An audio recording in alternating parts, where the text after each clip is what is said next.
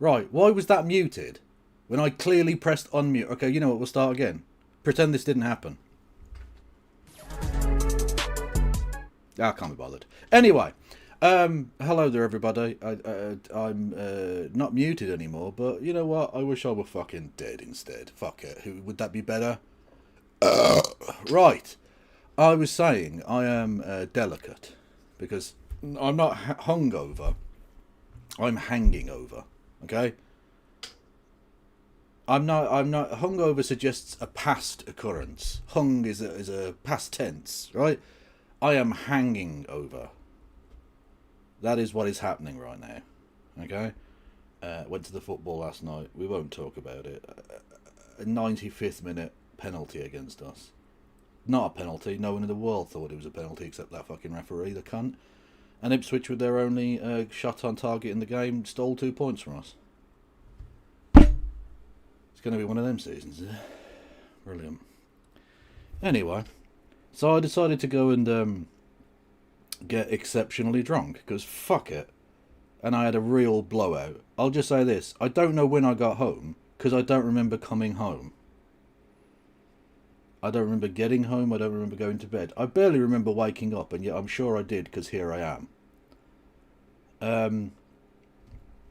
Absolutely mad shit. Were you fighting last night? I was not fighting, but it was a genuinely febrile atmosphere. It was fucking incredible.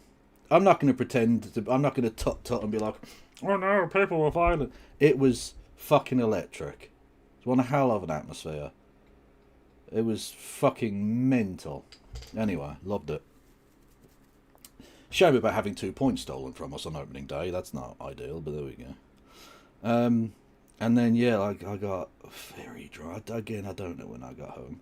But, so yeah, so I am delicate, to put it mildly. And I'm going to take this opportunity to be enormously self-indulgent. All of the stuff for tonight is just stuff that I wanted to watch, right? There's no particular, like, in-depth analysis of anything. These are just some things I wanted to watch. Okay? There's just a couple of things I wanted to watch. So rather than do that on my own, I'm doing that on the stream and that, right? So that's just the thing you're gonna have to could just deal with. Just fucking deal with it, yeah. Oh, anyway, it's a good game though, and all the rest of it. So I enjoyed myself. Whatever. Yes. So. Oh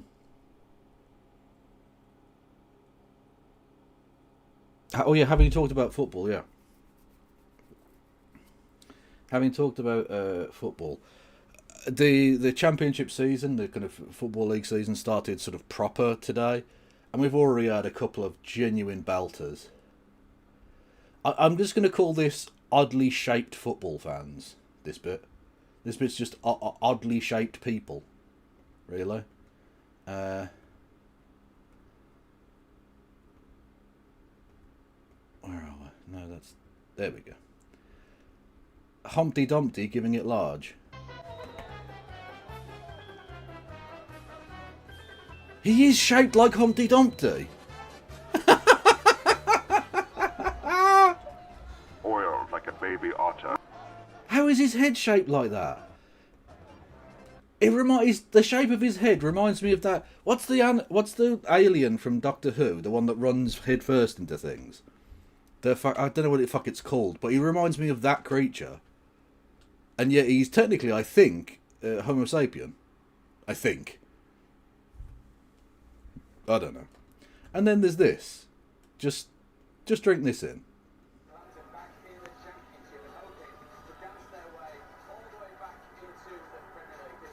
Go on, lad. Go on. Oh, hello. Dropping some shapes on us. Oh, flex on a bitch. What are you doing, mate? He's even got 69 on his back. Because he fucks, right? A guy with those kind of moves is just... he's just drowning in pussy. It's everywhere. It's just attracted to him. Fucking hell. Oh. Sorry. I had to bring that. I don't know what to do with that fucking stuff. I just thought I'd show you. Thank you, Alex Otter. Are you oiled like a baby otter? I hope so. That would be only appropriate, I think. Yeah, thank you for 11 months of being a member on the YouTube. Much love to you. He's got the moves like Jagger because he's a top shagger. Okay? Coming in strong with the Roo Boy swagger. Anyway. Right. Yes. If you wanted to help out Kev with existence, I think, at this point, you can hit the follow button on Twitch. You can subscribe. You can subscribe with Amazon Prime. You can gift subs to the community. You can do bits messages. You can subscribe. No, hang on. You can do bits messages. 200 bits or more gets you a text to speech. See, my brain... Stop it. Get some help. My brain isn't braining at the best of times, but when it's lacking vital sugars, or whatever the fuck alcohol does, I don't know. It does that thing. Anyway. Yes. 200 bits or more gets you a text to speech. You can do super chats for the Streamlabs link below. $2 or more there gets you a text to speech. You can help me out on Patreon or PayPal. You can go over to the Discord, check that out. You can what else can you do? I've got YouTube, Blue Sky, TikTok, Instagram and Threads, I think. I'll be honest with you, the light in my face is not helping. I might turn that down a little bit because that is actually making me squint. Does it matter? There we go. See, I'm still basically lit, right? Lit. I'm still basically lighted properly. But now, it doesn't feel like my fucking retinas are like being acid washed. So, because that was going to give me a fucking headache, that bastard. Anyway, also, as the sun goes down properly, the light will be fine. Anyway, yeah, right, fuck off, Kev. Right. If you're on YouTube, hello YouTube, everyone. You can subscribe for nothing. You can thumb the video up. You can hit the bell icon. You can become a member for 99 pence, and you can give memberships to the community, and you can do super chats, which I will read out. Yeah. Threads, the nuclear war docudrama. Yes, I am on that. I am on Threads, yes. Kev needs electrolytes due to the booze. Is it electrolytes? Is that the thing I need? I'll be honest with you, when I woke up I just wanted a bacon sandwich. So I fucking did a bacon sandwich. So basically I am the worst Muslim ever. And of course I am a Muslim because that Fox News guy said everyone in Birmingham is a Muslim. So I am a Muslim. I'm just a terrible Muslim who's mainly made out of alcohol and bacon, which I haven't checked my Quranic scholarship in some time, but I think are both still not like top of the list of stuff that's allowed, I think.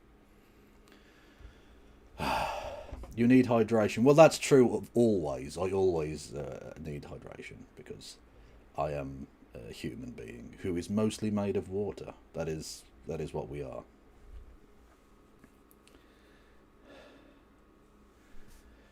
Something. Are you sober now? What is this, Dan? What are you sending me? Everyone, go and follow Mad Cat Scotty Eye. What's this? Are you sober now? No, now, yeah. I'm never.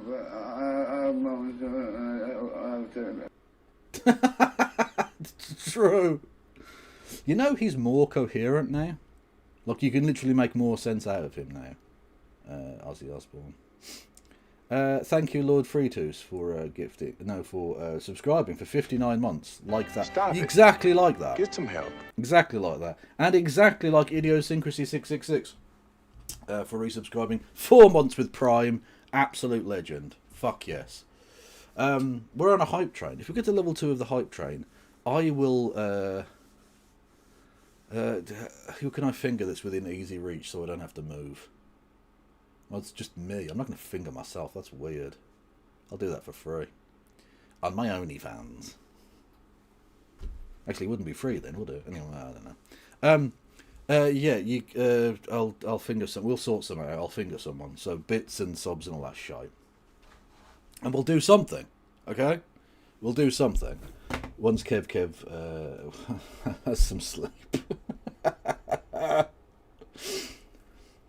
Can we thumb you instead of the video? That is disgraceful. This is a Christian family show, you fucking cunt. That is obviously not correct. But anyway. If you wanted to know how things are going here in the UK, if you're thinking to yourself, maybe things have improved a little. Maybe things have improved just a smidge. No. Today they arrested a blind man in a wheelchair.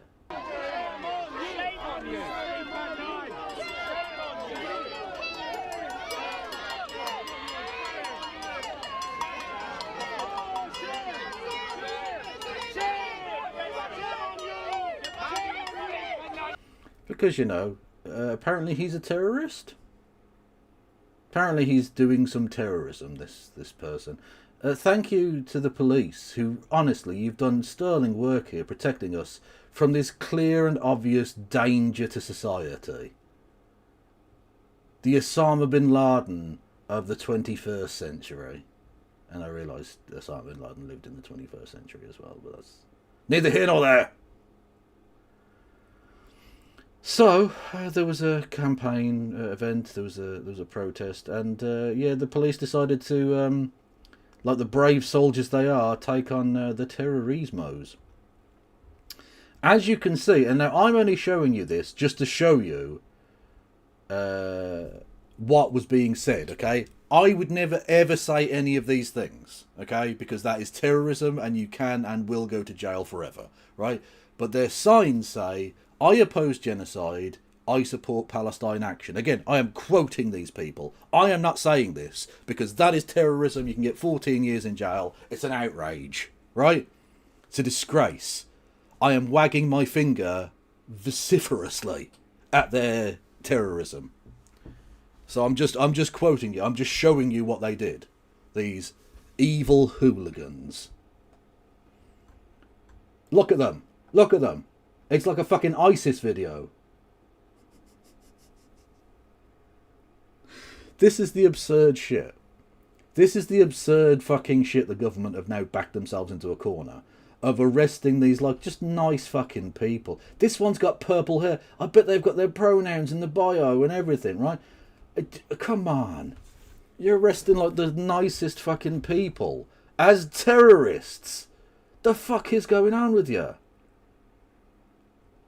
I think maybe we do need a written law protecting speech. Yeah, because that's fucking mental. Why is Kev wearing a German flag? For Birmingham City Football Club related reasons. Leave me alone. This is a replica shirt from 1970 something. I don't fucking know. Anyway, so yes. So again, just don't make the mistake these people have made and say I support Palestine action, because that would be terrorism. So don't say that. Don't do that. Okay. I am shaking my head. Okay, I'm shaking. For those not watching, they're just listening. Okay, I am shaking my head in condemnation of the terrorism that we have witnessed here. You know.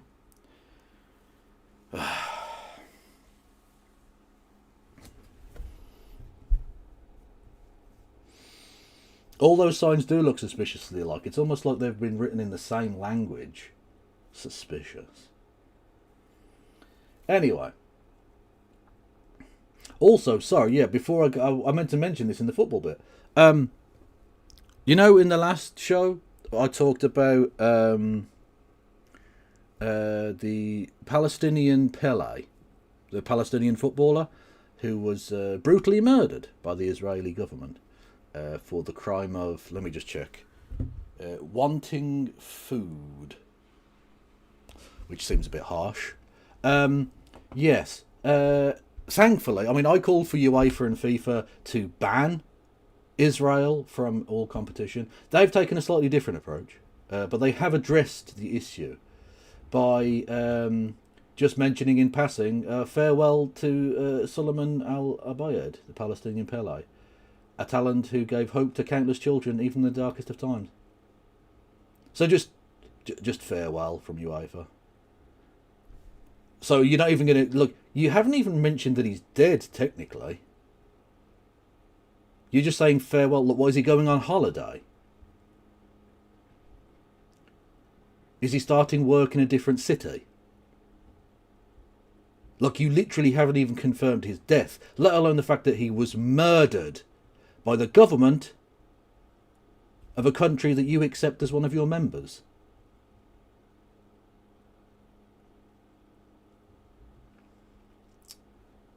Stay classy, UEFA. Stay very classy. Maltoid time. Right.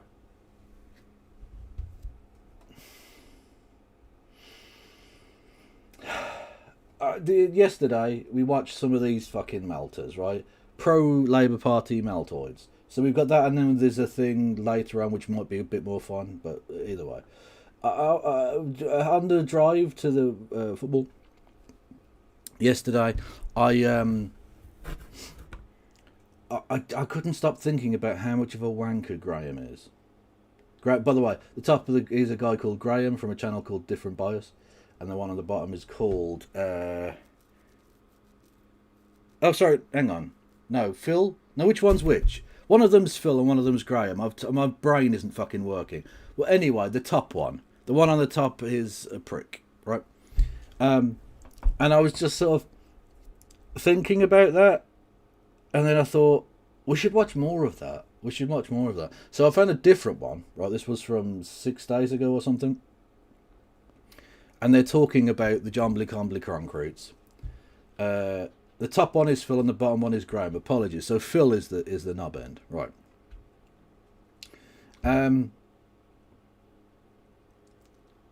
Oh yeah, and I should mention, yeah, Bowler Hat Man. We're going to be on with Bowler Hat Man on Tuesday at 7 p.m. Okay, so just join me for that. Okay, I promise you, I will not be hungover for that one. Maybe. So, yes, as I mentioned yesterday, the Briefcase Brigade have been out in force attacking Jeremy Corbyn because they've got nothing else, basically. So yeah, let's take a look, shall we? What's the topic? Well, we haven't really got a topic. It's just sort of the Labour Party is shit. Is my basic contention, and I suspect he will take a contrary position to some extent.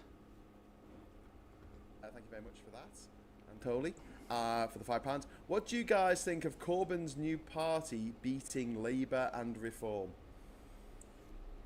Mr. Morehouse? I mean, so I've seen a headline on Novara Media where Corbyn is claiming that his new party, which do we still even know the name of? Everyone's calling it your party, but Zara Sultana, I seem to remember going off on one. It's not your party. Telling everyone to stop calling it my party. But you can tell a melter. You can tell a briefcase. One of the great litmus tests that has arrived upon us in the last couple of weeks is if they're going on about, oh, it's called your party, not my party, ha ha ha. They're a proper briefacer. They are briefcase maxing. That's the thing I've noticed. 100%. Jezbollah. I do like Jezbollah. That is pretty good. Again, notice MI5. I said Jezbollah, not Hezbollah. That is a different group. Much like with Palestine Action, it would be terrorism to say you supported them. So you know, and they're the same. Hezbollah and Palestine Action are, legally speaking, the same. What a sensible government we have. Yeah, so Corbyn on Novara Media published today, presumably he did the recording yesterday, saying that it was now bigger than Labour. Now, he's making this claim on the basis that their newsletter is greater than the number of paying members that the Labour Party have. Well, it's not a newsletter, so you signed up for interest, or if you have interest in the party or whatever. So yeah, I mean, again, I did make this point as well, is that they need to be able to turn the interest they have from these hundreds of thousands of people into actual memberships, yeah. That is true. Oh shit, what am I doing? In reality, and I'm sorry for any fans of this new venture, but I'm sorry, he was in charge of the largest political party in Europe, and Interestingly, not as large anymore, is it? What happened there? Why did you lose all of your members? Why did you lose so many members that you stopped publishing membership figures? The glorious leader, I suppose. Thank you to Davey B for gifting a membership on the YouTubes, which the noise hasn't happened yet. I don't know why. Hopefully it will. Is it going to do it? Maybe not. Apparently it's just not going to make the noise. Okay. Seen as the only alternative to both Theresa May and Boris Johnson, and lost. Still got more votes than you, though, didn't they? Still got more votes than your lad did. You won on a technicality against the worst, least popular government ever. Wind your neck in. He is not going to suddenly win from a park bench. That's not happening. He can take enough votes off Labour to allow Reform UK to run the country. Well, maybe you should do something like offer left-wing voters anything at all. That would be good. And he was saying yesterday, and I had to agree with him, that his party will bring transformational change to Britain. Yes, it will. The full privatisation of the NHS. Okay, I mean, literally, your health secretary has taken money from people with investments in private healthcare. Just saying. Just saying. Like, that's literally a thing. That's not Jeremy Corbyn that's done that. That's you. Thank you, Davey B, for gifting another subscription. Membership? Membership. But... Oiled like a baby otter. Oh, it worked that time. Okay. For some reason it didn't work the first time. Technology never ceases to piss me off. Yep, abolishment of all our human rights. Good. The abolishment of all our... Firstly, I don't think the Reform Party wants to take away all of our human rights, so let's not be silly. And secondly, the Labour Party are the ones currently taking away human rights. From trans people, specifically. Now, technically, this has happened after this stream, so he doesn't necessarily know that at this point, but... yeah.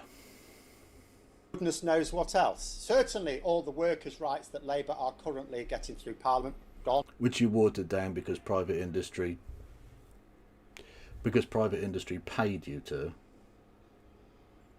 Your leader got bought and paid for yet again, and watered it down yet again, just like your investment in green energies yet again.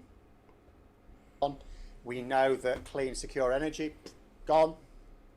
Yeah, transformational. You're not going to have these things. Look, you're not trying to do any of these fucking things anyway. Like, give people a reason to vote for you.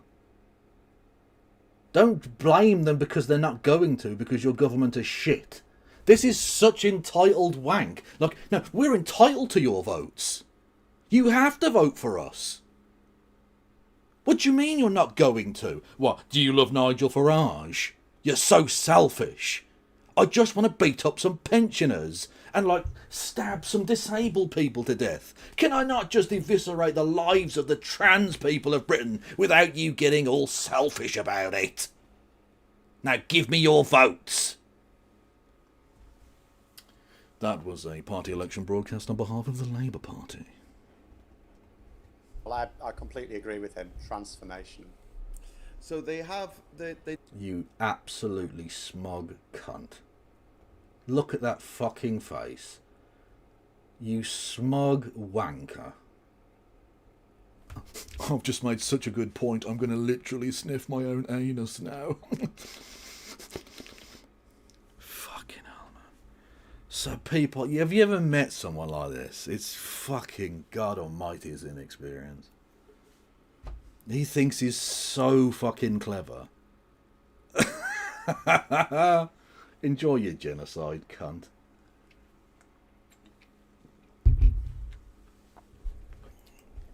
They don't have enough votes to win anything, ever. But they They do can win the have odd enough seat. to essentially help refuck. So this is the worst possible time for this to happen. Okay, how about you head them off at the pass by giving left-wing voters something to vote for you with? Because, like, if you gave me something to vote for, I'd at least consider it, right? I think even with the genocide, I think I'm probably not coming back. But, like, a lot of other people, it's not a deal breaker for some fucking reason. You know, what? Give them some policies that they would actually want. Stop being corrupt, morally bankrupt, lying bastards about everything.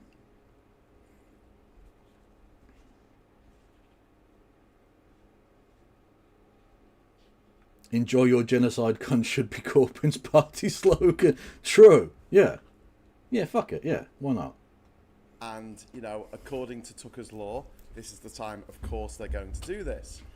And what bothers me is this party has nothing behind it. It is just a cult behind one person who has no clue what is going on. He seems more elderly and more dotherly by the hour. Okay, so it should be really easy to beat him then. If he's so elderly and doddering and just like, oh, his brain has melted. He's like Joe Biden, but on Xanax. Beat him then. Why are you complaining? Surely that's a very easy opponent. The crazy, you know, brain-addled freak man. The man that nobody likes, apparently, and there's nothing behind him. Go on then. To quote a famous English idiom, come and have a go if you think you're hard enough. The ball is in your court, Labour Party. And this whole thing of like they were having a launch of the new party, and they said it's called Your Party, and then to have Zara Sultana, right, it's not called Your Party, and then Corbyn, right, well, let's have a poll. We should talk to our members and or our supporters, and we should find out from them what they want us to call ourselves. It's like, but they might as well. The members are not going to decide anything else. They've already decided who the leaders are going to be. They've already decided what the policies are going to be. So it's not like the members. That's so interesting coming from a Labour Party. Dick Ryder. Let's just be entirely honest about this. A Labour Party fart huffer. A Labour Party fluffer. A Labour Party cum sock, if you will. And that's not short for cum socialist. That's literally a sock that you ejaculate into. Little trick I learned in my youth, the old cum sock. Anyway, it's very interesting hearing that coming from a Labour Party supporter whose entire leadership structure is basically, we're going to give you all of these policies and you're just going to have to fucking defend them. Doesn't matter whether we promised it in the election for leadership, whether we promised it at the national election, at the general election. Doesn't matter if we promised it in the manifesto. We're just going to make up any old shit and you're just going to have to polish that turd.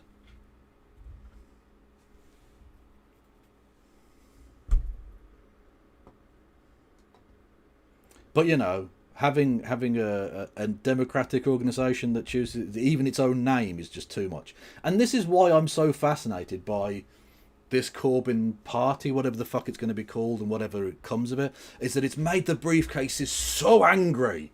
They're so pissed off. They're coping so hard right now over nothing, really, because it's not even really a thing yet. It doesn't even have a name or a single policy. And yet, this is the reaction, this is the response he's garnered. He really does chaff some bonds, doesn't he? He pours fucking itching powder down the pants of these fucking knobheads. And that Jeremy Corbyn alone, just for that, just for his ability to really fucking piss off this kind of person, Jeremy Corbyn is a national treasure, okay? Jeremy Corbyn is a part of the national furniture, and we should make it a statue to him and praise it as the Lord God our Saviour, Adolf Hitler man! That took a weird turn. I apologise. 255/ClemHFandango says, Kev, you know what really annoys me? I keep seeing political commentators saying stuff like, there's no way Labour can turn this around by the next election.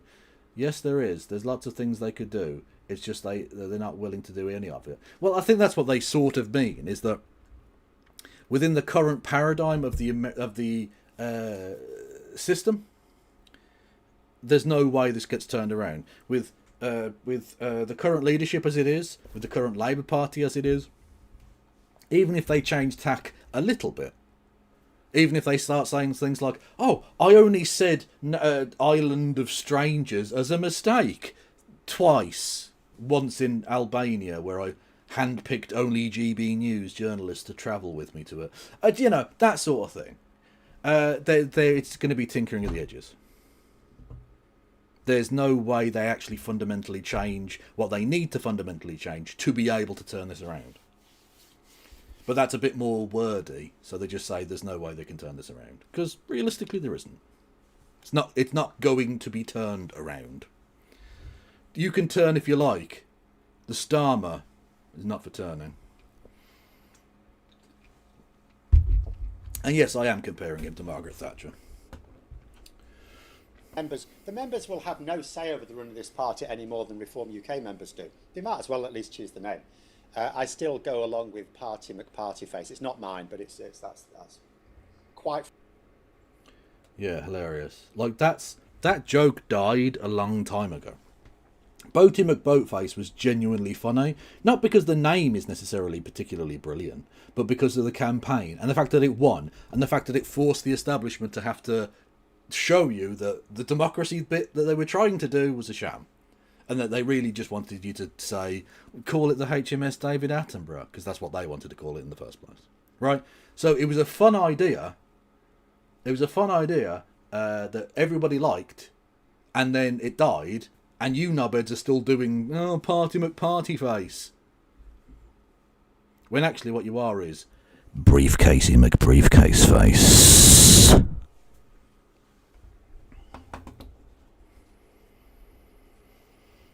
Frankly, the best one they could come up with. Did you see Stats for Lefties on it? His was the funniest reaction. Did you see that? So, because he gets quite upset. I say he, I think it's a he. I did have a discussion with him one time online. He gets really narky when you like challenge him. Oh. And so Zara Sultana goes, it's not called your party, to them as well. She was doing it to everyone, Politics Joe and everyone. And then they respond, right, well, maybe you should have made that clearer or perhaps come up with a name. And my issue with this is these people are supporting it. I get that they're supporting them because they think their policies are in alignment, but you're literally supporting people who have a stunning level of incompetence. We already knew that Labour were incompetent in 2019. That campaign was a complete hot mess.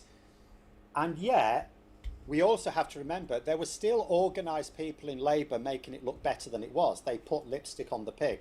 We're now seeing them as they are, utterly incompetent. This was announced at the start of the last month, right? Zara Sultana came out with that. We saw from those leaked WhatsApps that Jeremy Corbyn wasn't even asked. Zara Sultana announces this joint venture with Jeremy Corbyn. He hadn't even been asked about it. There was a right to do between, people.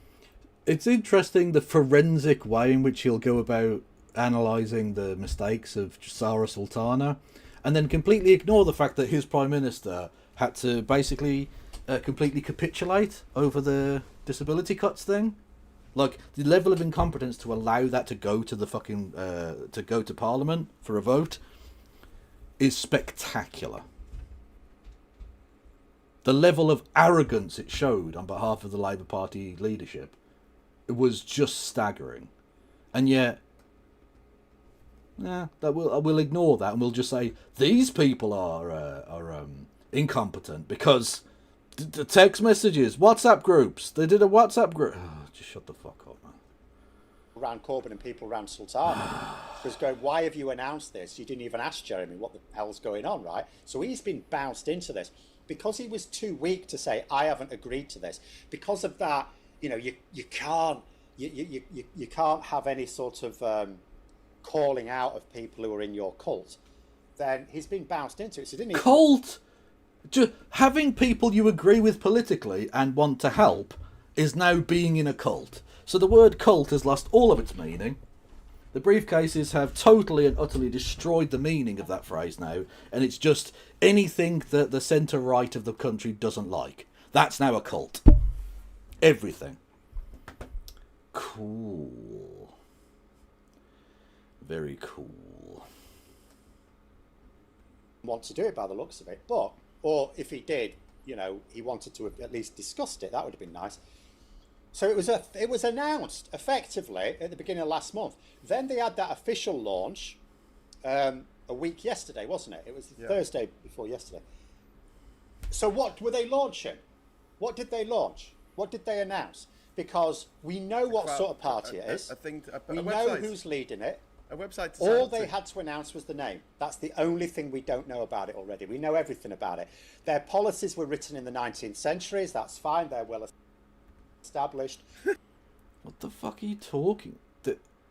Their policies were written in the 19th century. Is he just saying Marxism? Is he literally doing the Fox News thing of everything I don't like is communism? Is that the thing he's fucking doing here? Oh my god. I was genuinely confused. When he said their policies were written in the 19th century, I was thinking, what the fuck does he mean? Does he mean like Keir Hardie? and the Labour, and he went, and I just thought, oh no, he means he just means Karl Marx. He means Marxism. He's calling him a communist. Bravo, bravo, bravo. I mean, that's going to make policy on Israel difficult, considering that didn't exist in the 19th century. It didn't exist for most of the 20th century either. You know, the people running it, we know who they are. There's not going to be any discussion about that.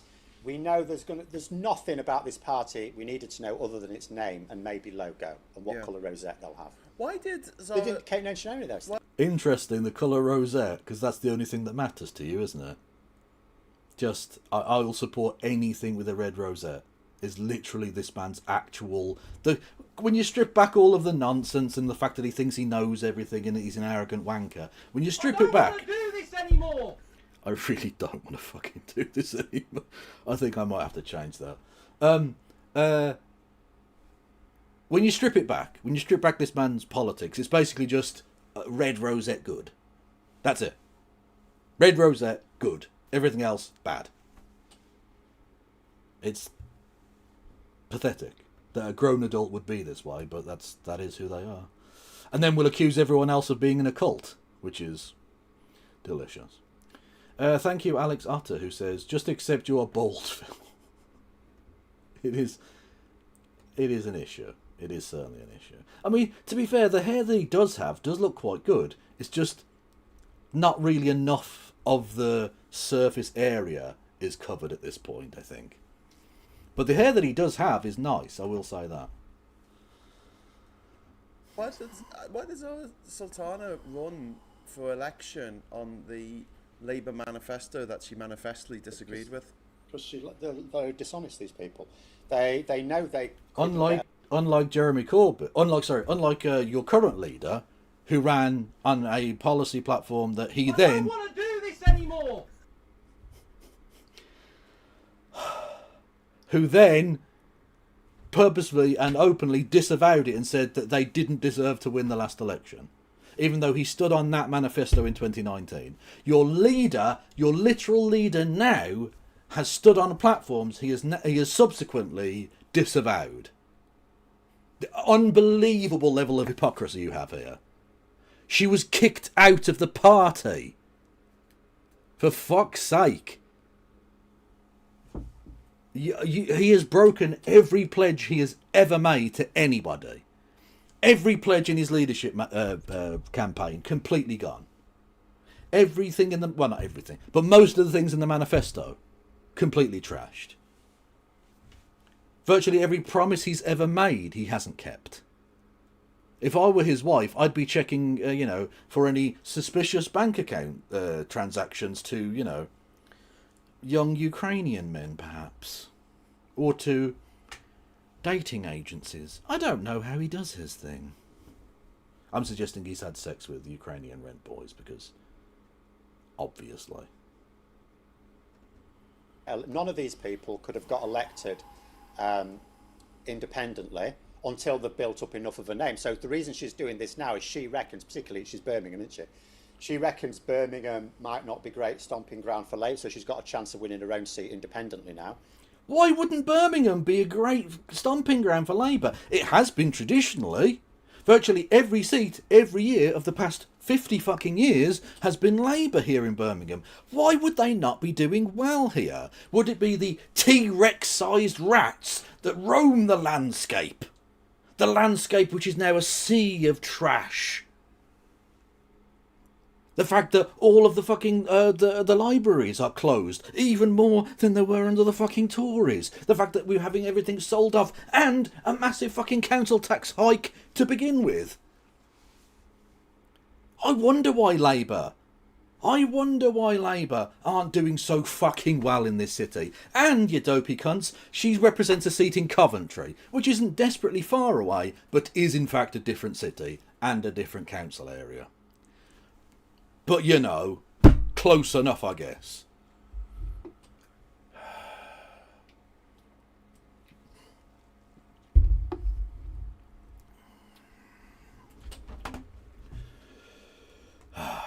A noise happened. Tess says, you can't change the noise, Kev. I mean, I literally can. I mean, I theoretically can. I don't know if I actually can, though, because I've forgotten how to do anything. Corbyn obviously did. So there's a few of them now. I mean, that's the nature. The nature of our fragmented voting now allows some people, once they've already used and abused the Labour name to build up, because you still couldn't have an independent genuinely come through now without attaching themselves to something that's already well known. Okay. Did we not just have like 10 independent MPs voted in a year ago? Didn't you literally lose a shadow cabinet minister, Jonathan Ashworth, who we then were fucking subjected, victimised to by being on the telly every fucking second of every day? Didn't that literally just happen? Aren't there literally like a dozen independent fucking MPs? So when you say that can't happen, it literally just did happen. It literally just happened in the most recent general election that it could possibly have happened in. So this is the problem with the know-it-all. The know-it-all, as the name would suggest, thinks that they know all of it. When actually, as is so often the case, a little knowledge is dangerous.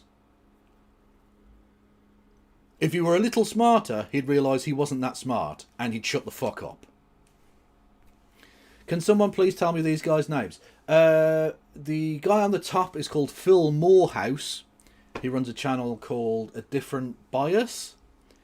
And the guy at the bottom is Graham Hughes, who runs a channel called Politics Social. They're both Labour Party people. I certainly prefer Graham, the guy at the bottom, who is, I think, the better of the two. But they're both Labour Party hacks, basically, at this point, I think. And until that changes, my opinion of them can't, I don't think. Yeah. Which is a shame. Because he seems like a nice enough guy, but, you know.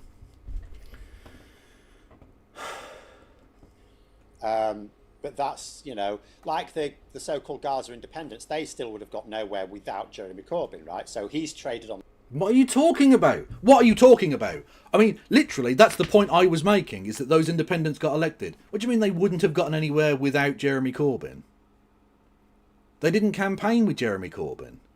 For the most part, because guess what? Jeremy Corbyn was campaigning in his own fucking seat.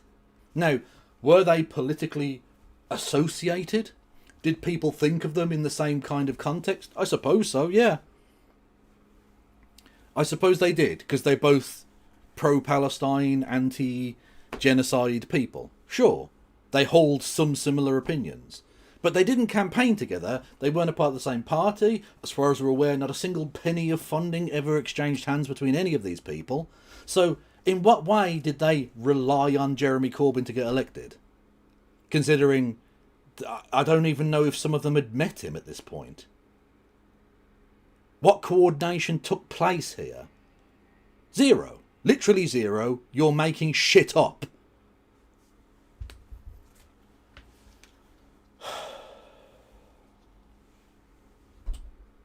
On Labour, and then they've traded on him. And that's why you've got this dual role. This party is not led by Jeremy Corbyn, don't fool yourself. This party is led by Zara Sultana. Jeremy Corbyn wasn't even out. He was told. He was told he was going to do it.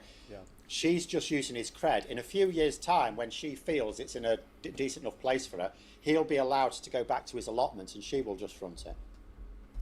To be fair, he's quite old. Like, that's a safe bet on the basis of the fact that he's, like, coming up to retirement now, right? He's coming up to retirement, so of course he's going to go back to his allotment. And then this dickhead will turn around and go, see, I'm a political genius. I knew that a 70-year-old man wasn't a long-term prospect in politics. Or at least outside of the USA, where 70 is positively youthful. A 70-year-old is but a mere pup. Barely able to get on the presidential ticket, let alone be at the top of it. You know.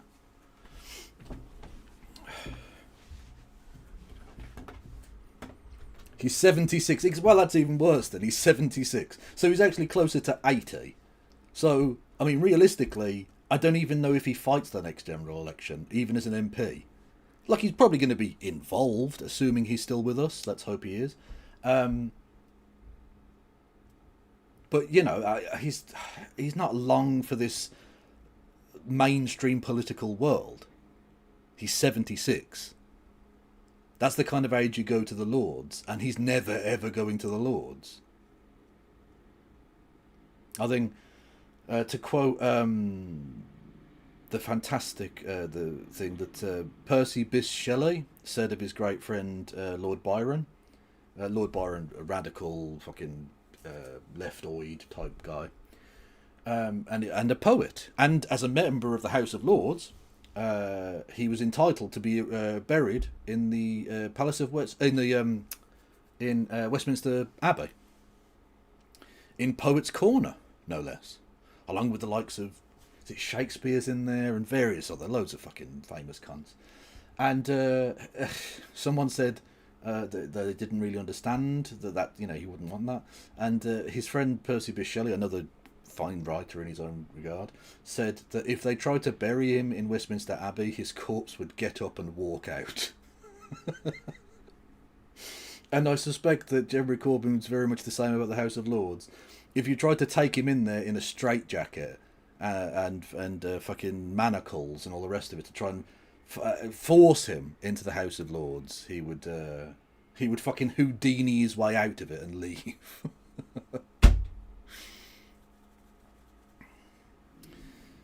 He did fight. Well, not only did he fight in Greece, he unfortunately died in Greece, not in battle, of illness. Which actually, by the way, is a fantastic. It's a fantastic sort of part of history. Is that most people who die in war die of disease. They don't die in battle. Very few people actually die in battle, statistically speaking.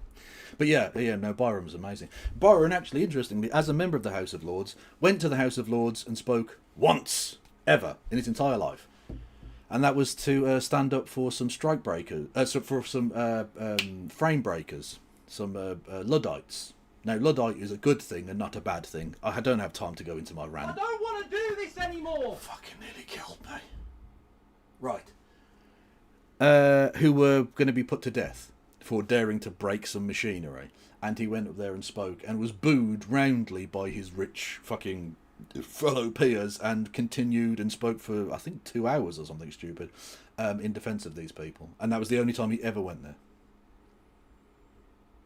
An extremely based motherfucker. Yeah. We like an upper class traitor. That's always good. Thank you to Al Casano. You're on fire tonight, Kev. Love the Watford top. Fuck you. Literally suck on my fucking left nut. That's what will happen. Yeah, I could definitely see that happening. It's just kind of depressing, really, that we're going through this again. It feels like Trump. It feels like Trump take two. You know, the way we thought he was gone and then he came back and we're like, oh, for God's sake. I'm not 255. I'm not cloaca posting. It's not happening. Okay. Chance. He blew it. And now he's back again, and the same thing has happened with Corbyn, and it's the same kind of like cult mentality that surrounds him as well, that makes people think. No, people like him. I know this might seem strange to you as being members of a political party where your leadership is roundly despised by everybody, including your own fucking membership. But there are some people in the world who are pleasant, who have good opinions, who are nice and righteous, and that people warm to and have genuine feelings of affection for. It's not cult. No one sees him as a god. I was joking earlier when I said we should build a statue to him. No one actually wants to build a statue to him. Okay? People like him. They like his policies. They like what he stands for. They like the fact that he's spent his entire adult life fighting the good fight, even against unbelievably long odds. People like that about him.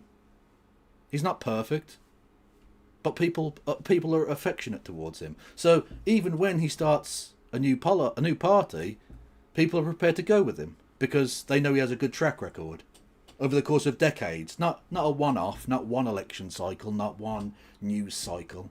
For decades and decades, he has held consistent moral and ethical positions. He's a kind, honest, and decent human being, and people, respond positively to that. They like him, which I know must blow your fucking mind because you're in this. It's basically an abusive relationship, right? Where you're constantly gaslit by your evil leadership into accepting unbelievably evil things. And the fact that your leadership fucking despise you and treat you like utter shit. And you've become accustomed to that. And so seeing something out of the ordinary, like a pleasant interaction where people who agree politically support one another, is blows your fucking mind. You're not used to it. I understand that. And you're going to have to work through some of those emotional issues, but do it on your own time, I feel. Don't make it everyone else's problem. Well, it is, because I would point. There'll be some people in the chat who really are enjoying it. They'll think, no, I'm supporting Jeremy Corbyn. What I would say is just look at the reactions, right? So, people obviously take the piss out of every Labour leader there's ever been. You won't see extreme reactions from me. If I think it's unfair, you might see a kickback. You won't see an extreme reaction from me. People take the piss out of Starmer now. People took the piss out of Corbyn before. They took the piss out of Miliband. No great extreme reaction from me on that one. Yeah, people should take the piss out of these people. They want to be Prime Minister. You should have a thick skin. I actually think that's a positive thing. Not just the general, it's freedom of speech, you're allowed to criticise your leaders. I think you should. I think it's important that they get tested in the crucible.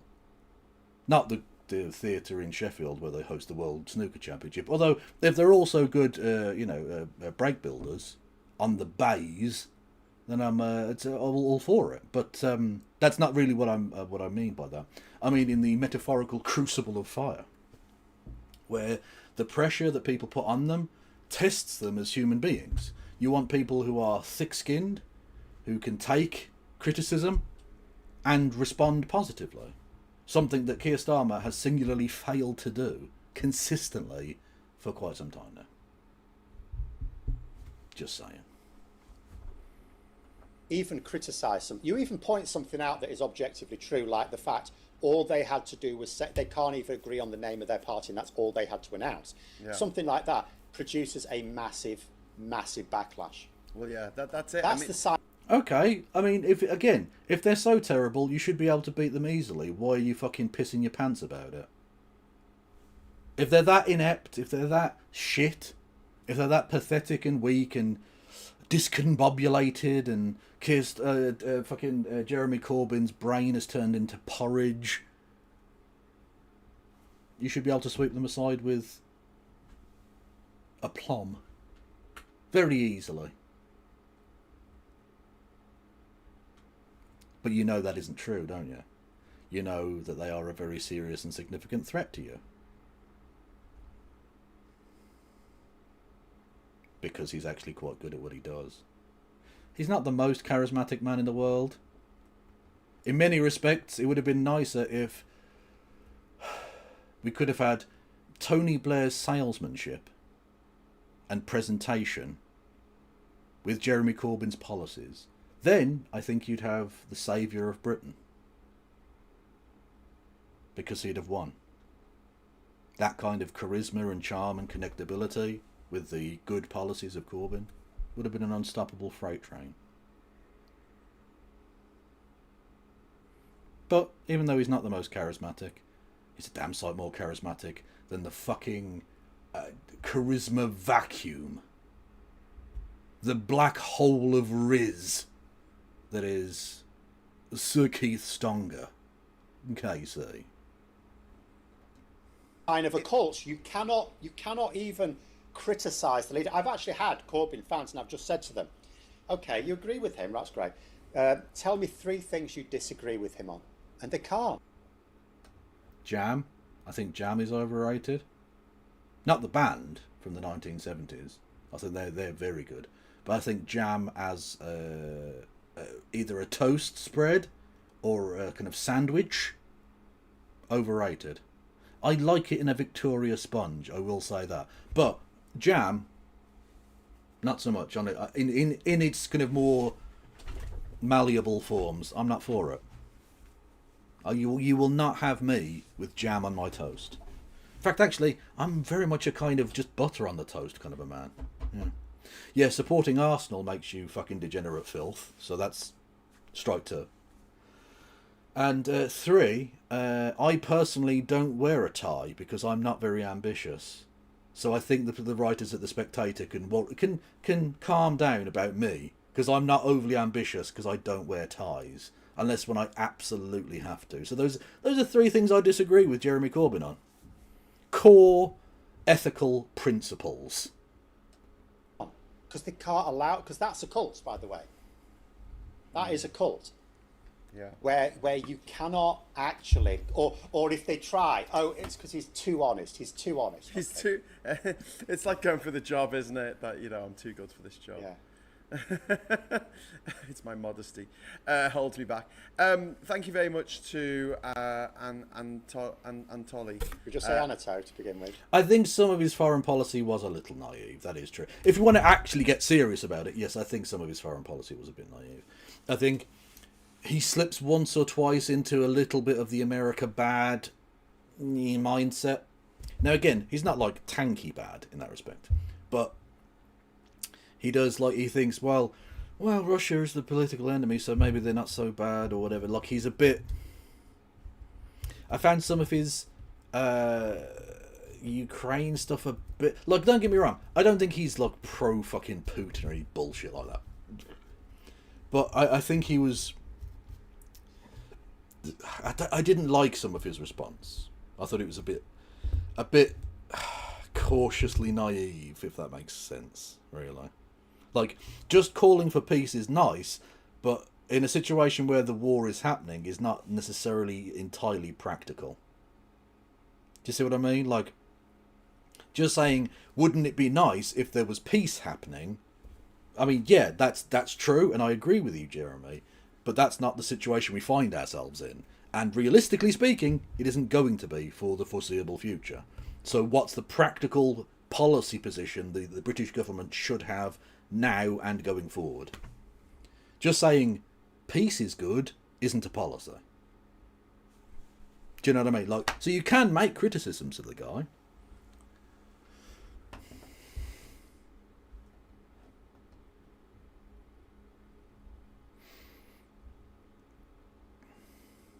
Also, if nuclear disarmament is going to be a thing, it'll have to be a long-term project. True, and I think withdrawing from NATO as well. I think we should both get rid of nuclear arms and withdraw from NATO. But realistically, that's not something you're just going to do overnight, I don't think. I think that would have to be a more gradual wind-down process, I suppose. Or reaching some sort of like what the thing that I actually think is not a bad policy in some respects, that Gordon Brown did when he was Chancellor, where they had those tests of where the euro had to get to before Britain would even consider joining the European currency. I think having thresholds where, like, until we get to this position, we won't even consider doing this thing. And then once after that, we'd have, like, maybe we have to have a national vote or whatever, I don't know. But, yeah. I think having that kind of, like, information, reality-led public policy making would be perhaps a little better on occasion than just having ideology or just having what Westminster wants, you know? Let the real world and what the actual situation on the ground is dictate what our policy should be. Yeah. Anatole. This might happen a bit. Okay. Thank you very much, sir. What is the alternative? Labour are finished. And this is... Easy. Reform UK. Reform UK are the alternative, which you want. Because Labour aren't finished, by the way. Corbyn has the power to significantly weaken them. The alternative... Really? Because weren't you saying he was, like, fucking stupid? Like he was senile? He was senile and badly organised. How is he a threat to you? If he's so pathetic, how is he a threat to you? Are you also pathetic and disorganised and disunited and unpopular?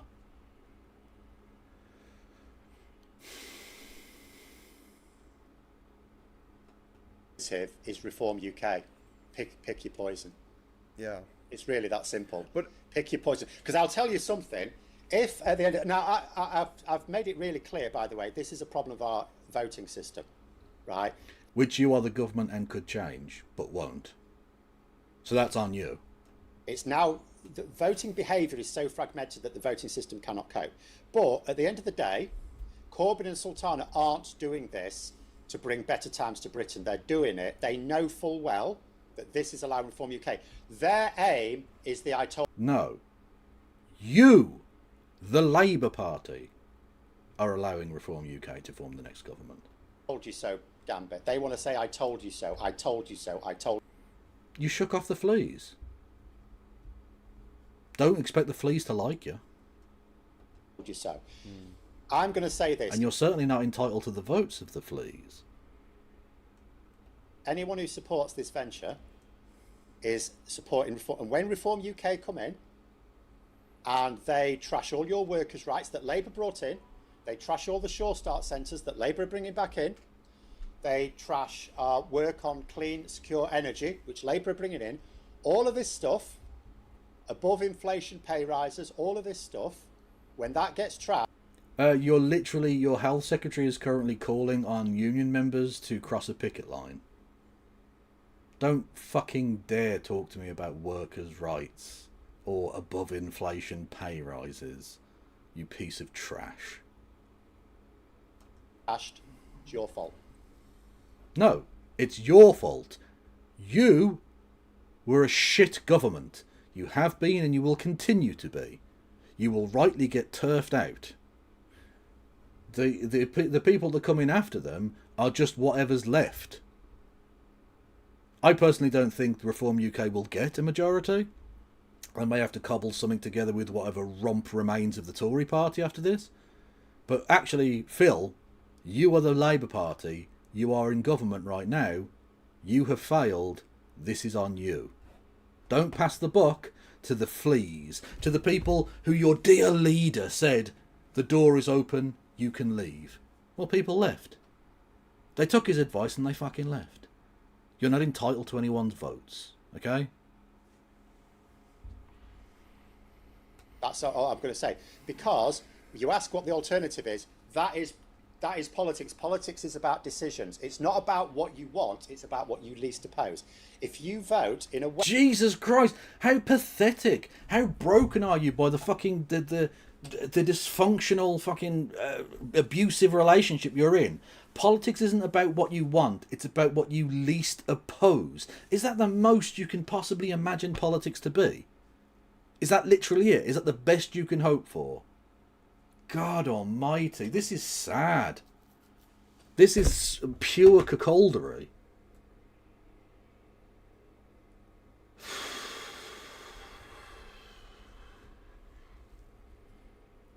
This is so pathetic. Honestly. Way that damages Labour's electoral chances, which is fine, you can use your vote in any way you like. You do not get to complain if... Yes, you do. Yes, you do. It's a democracy. Yes, you do. This is pathetic. This is fucking pathetic. With what are the obvious consequences of that? Jeremy Corbyn today, or yesterday, but today published, saying that his party is bigger than Labour. What is that designed to do? It's designed to get you to believe he can win power, but he can't win power. He's lying to you. He is unlike Keir Starmer, who's never lied to anybody. I can't watch this anymore. I can't watch this anymore. This is fucking embarrassing. Jeremy Corbyn is lying to you, but Keir Starmer isn't. What a take. What an amazing take. Honestly, we're going to have to come back to these two dickheads at some point in the future. We just are. Fucking incredible. But I wanted to do some weird brain rot slop. Specifically, Metatron! Who remembers Metatron? The Italian pretend historian guy. Anyway, This YouTuber slandered me, Shad and Lindy Beige, and we're gonna take him down. This is Kevnip. This is just designed for the Kev. Isn't it? I think so. Let's go. Leave, Rico.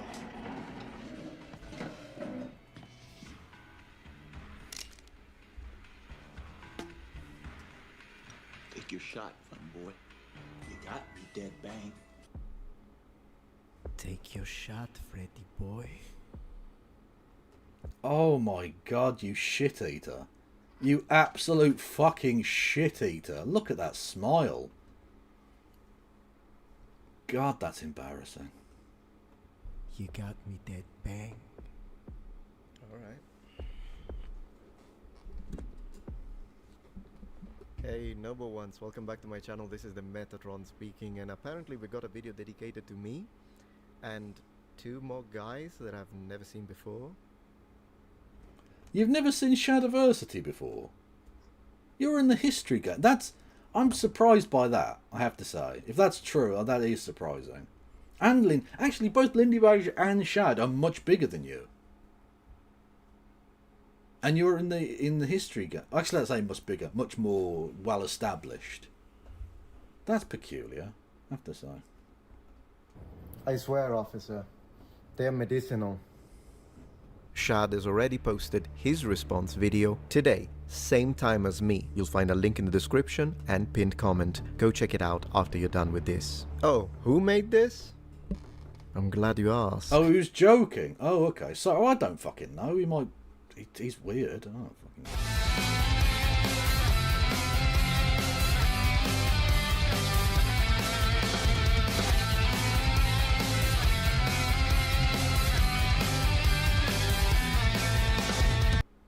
Manipulation, true intent, syllogism, a Nazi accusation, authority, dictatorship, dishonesty, politics and media conclusion. Great, we're going to read a fucking book. Let's go.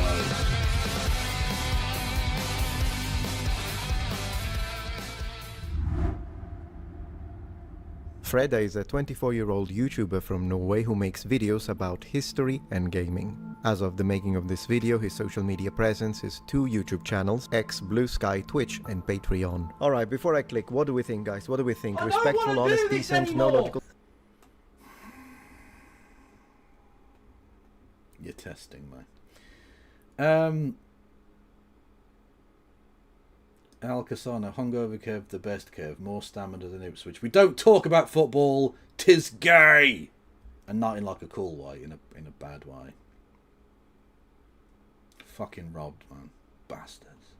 fallacies, no ad hominem attacks, fair, balanced. It's in the channel description, right? So this video is gonna be fine, right? It's not fine. Let's look at his channel more closely. Quote, I try to hold myself to certain levels of decorum and respect, openness, and general quality. As I will demonstrate beyond any reasonable doubt, this is a lie. Ironically, this is going to be a recurring pattern, by the way, with Freda. Spoiler alert, I guess. Is this 2015? Have we gone back to the... Is this epic ponage? Am I watching ponage now? Is he going to accuse him of several logical fallacies and then dox him and get him swatted? Like, what the fuck is this?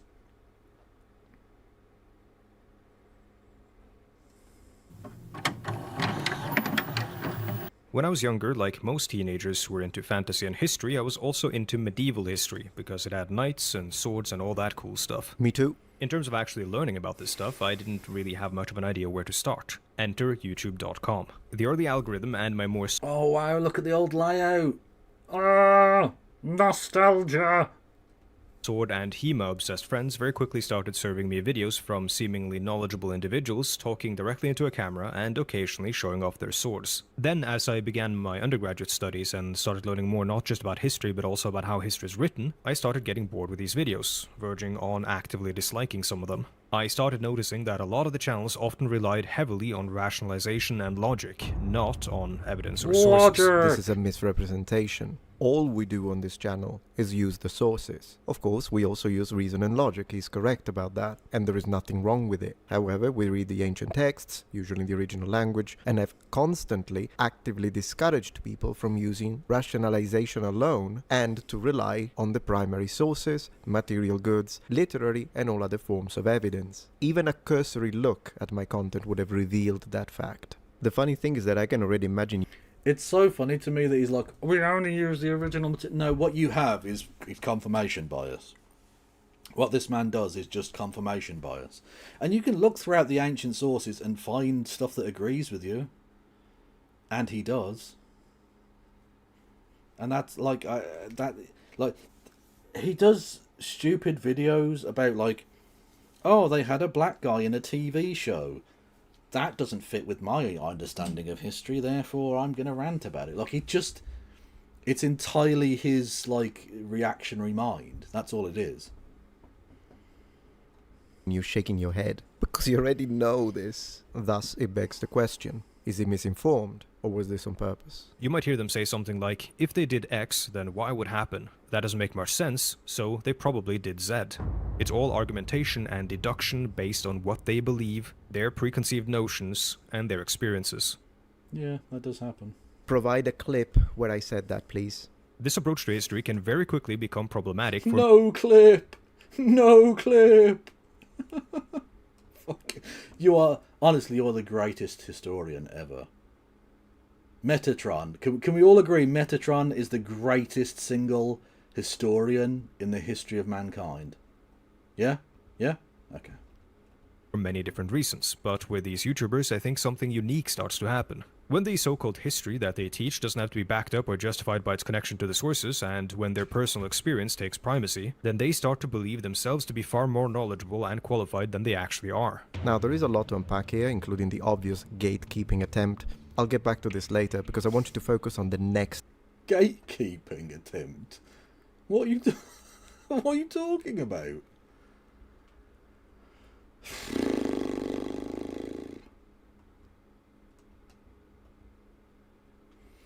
There is a sport of medieval combat teams of bloods dressed in.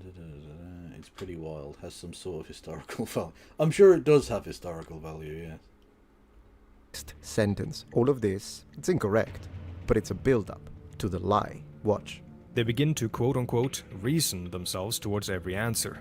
And for some reason, the end result of this development almost always looks like an hour-long video essay about why women don't belong in video games. True. Alright, so what do we have here? A statement, but no clip to prove it. Massive red flag. So allegedly my position is that women don't belong in video games. I've never made a video like that, ever. Well, I've not watched your live stream, so I don't know. But I think he's talking more broadly in that particular occasion. Although I suppose if he's got your... hang on, well, I don't know. Anyway, the point is, I think he's fallen into the trap of, or should I say, Freda has fallen into the trap of using the kind of clickbaity thing of putting these three people's names in there. And he does focus on it, because we watched that video on stream, if you remember. And I'm pretty sure he did play clips in it, but I can't be bothered to go back and look, because it's not that important. But not differentiating between when you're talking more generally about a milieu of dickheads and specific individual people, especially big YouTubers who get butthurt by stuff like, you know, Metatron, can lead to them using this obvious conflate. Is it no, not conflation? What's the word I'm looking for? Purposeful misunderstanding? I don't know. Whatever.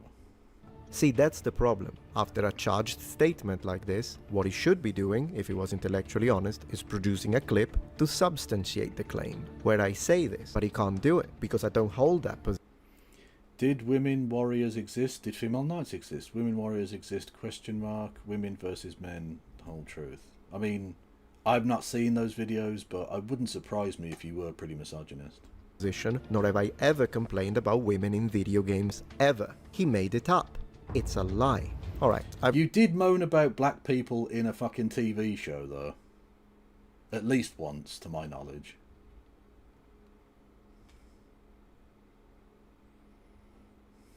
just giving you a preview of how this entire video is. Now, apart from the appeal and views that drama videos make, one ends up asking, why would he make such a video? Thank you, Surfshark, for sponsoring this video. Surfshark... Hang on, that's poor. You've had fucking what do you call it in the past? Sponsors. Don't be that fucking guy. Like, yeah, he had a sponsor in his video. People do. They want to make a living. That's just poor. provides AV... Not poor as in, like, not rich. I mean, like, it's poor form. It's poor behaviour on behalf of Metatron. To be more specific, what he's trying to do is called poisoning the well. The idea behind this manipulation tactic is that in argumentation... You literally just poisoned the well. You literally did. Because you're saying, well, he's only doing it to get the money. He wants the Surfshark bucks. It means contaminating your opponent's credibility before you address their points, so that anything that they say afterwards is viewed with suspicion or outright dismissed by your audience. But please, go on. He literally just did The plan that, here is to though. revisit 3 channels that I watched something like a decade ago, those being Lindy Beige, Metatron, and Shadiversity, to see where they are now and try to figure out what's going on with them. Skipping ahead to the sponsored section, but don't forget to use code FREDA. Might as well call it code LIAR. I'm not poisoning the well. Back to the medievalists. First up, Metatron. Luckily, he has provided us with a perfect Rorschach test to figure out his politics and understanding of history. Now, this sentence caught my attention. I think finally, after a veritable cornucopia of lies and manipulation attempts, I think Freda may have accidentally told the truth. That's what this is all about. He doesn't look at the historical statement and then use the sources to validate or counter the creator's position. He first tries to figure out my politics, and then he acts accordingly. This is a confession. Well, how about we figure... What? I think, like, he... Oh, Jesus Christ. He literally said, let's see where they are, right? Let's see what they're up to. So he's doing an analysis of you. He's not saying, you're right-wing, therefore I disagree with you on history or whatever. He's just trying to describe what you are. What are you talking about? Figure out his politics.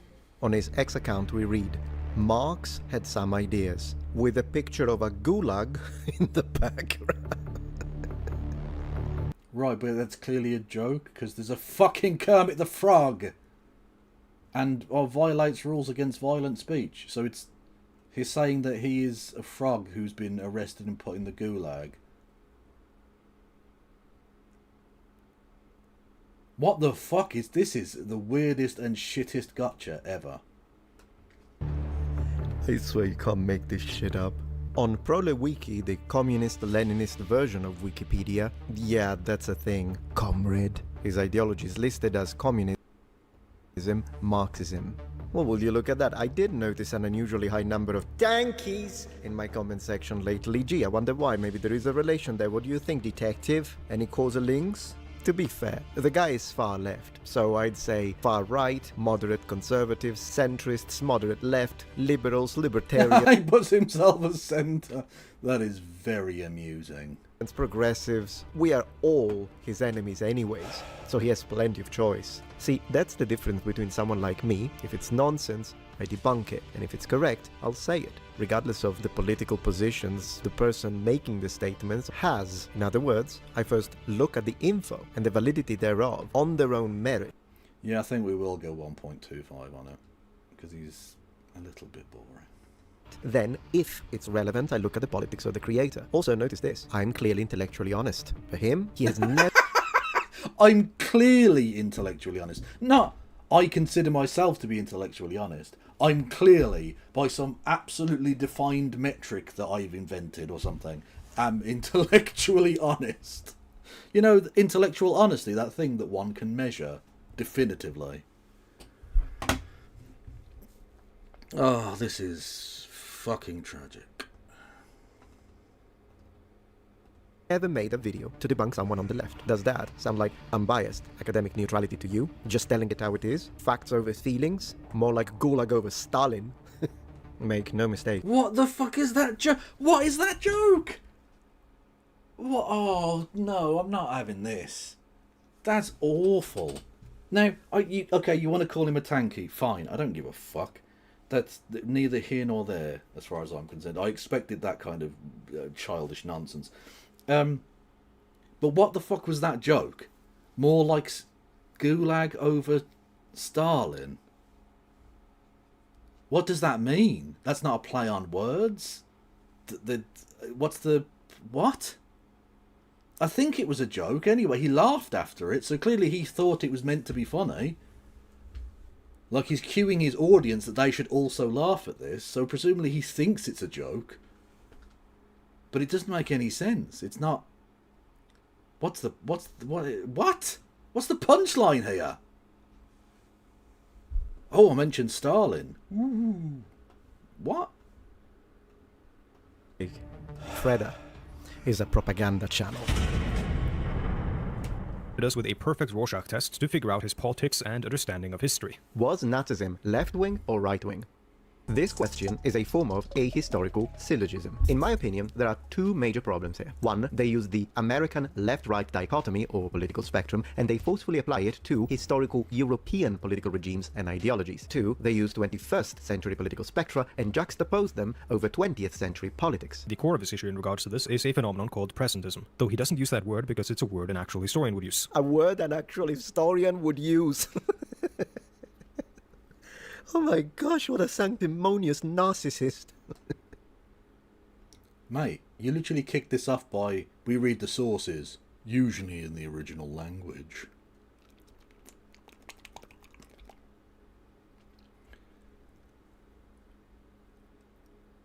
What?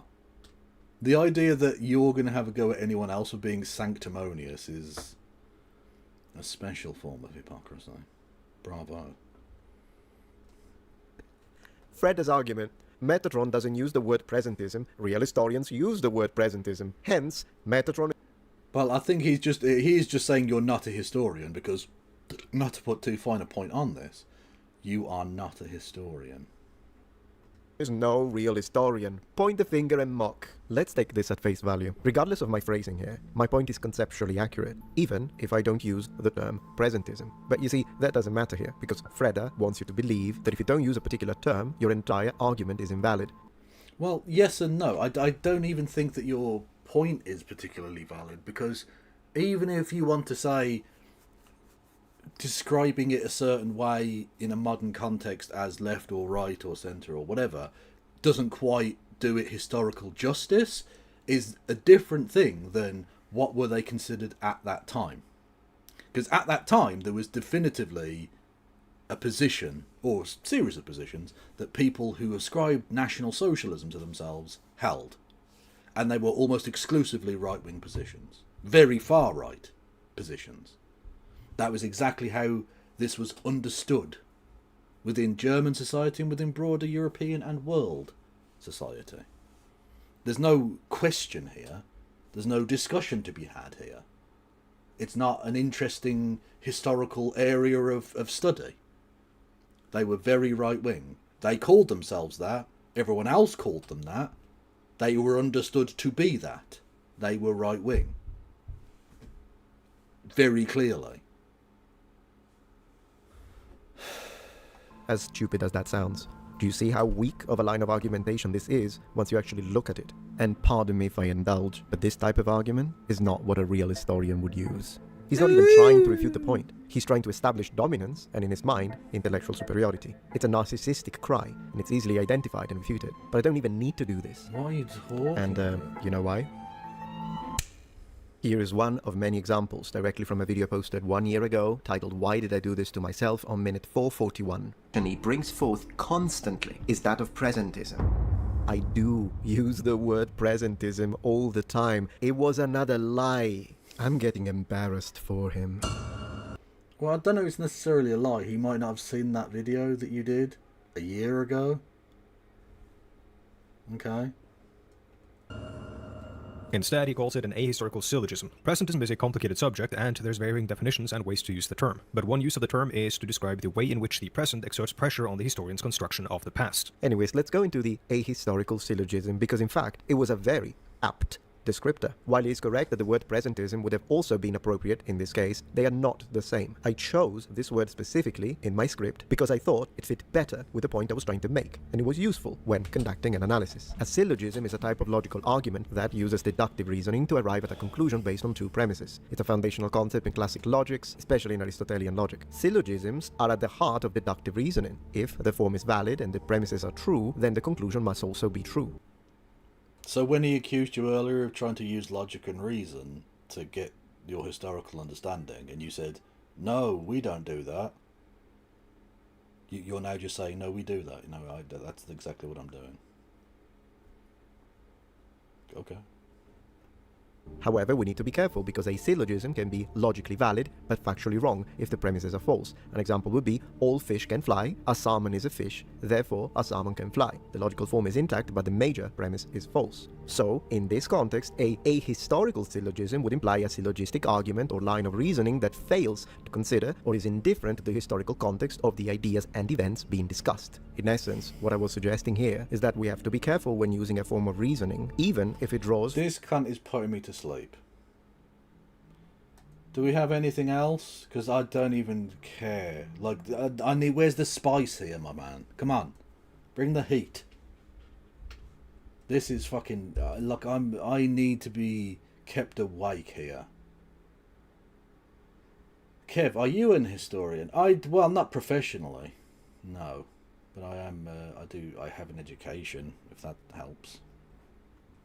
From a logically valid premise, because it could potentially lead to inaccurate or irrelevant conclusions. So I was saying be careful to use only reason and logics when discussing the past. Do you remember when he actually accused me of only using reason and logics to discuss the past? I would call this a lie too, but I'll be honest with you, I don't think this one is a lie. I just think he didn't understand. Coming from the guy who explains every word like his audience are idiots.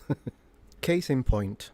By ideal, I mean that it's the goal, but in practice, it's one we'll never quite fully reach. See what I did there? I made a statement about something that he does, and then I... Right, but to be fair, right, and you should understand this, because you're also making videos in what is not your first language.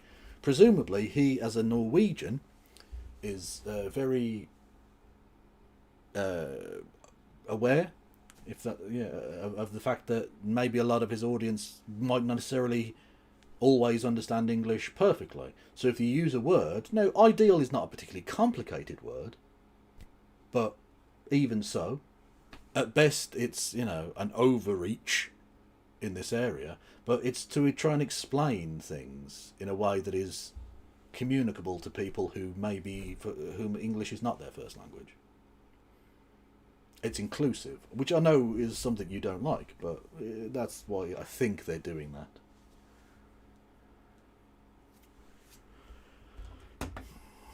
I found a clip to prove that that is indeed what he does, and my words were not hyperbole. He explained the meaning of the word ideal like his audience is a bunch of imbeciles. I'd like to stress that. Not the meaning of quantum entanglement. Ideal. That's how you make a statement about someone else. Now, differently from him, I couldn't put a sponsor on this video because of the controversial nature of this engagement, even though I'm just defending myself while he lied about me and was financially rewarded for it. Well, there is one thing I can do, and that is sponsoring. So you're sponsoring yourself with a plushie, yeah, brilliant. How about that? This is impossible to accomplish. History has to fit into modern understandings of the world, and this, alongside many other things, of course, might be a point where me and Metadron fundamentally disagree. Yep, and had you been civil, dropped the I am better than thou attitude, and the character assassination attempts, we could have actually engaged in this disagreement about fundamental truth in a way that would foster academic discourse. But you chose the let's make a slander hit this video instead. But I don't actually... Wow, yeah, the academic discourse that would have been happening on YouTube. What a loss. Think so, and I'll explain why later on.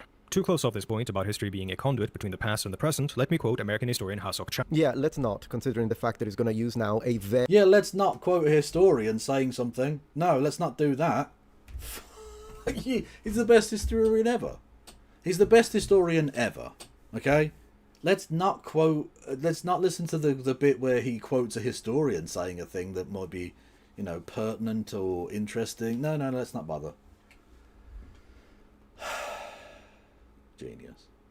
Very long and boring quotation to try and refute an argument that isn't mine, therefore wasting my and your time. Let's skip ahead. Hey, Freda, what's going on here? That's not what my video looked like. Even his video editing software is trying to twist my points to an unrecognizable state.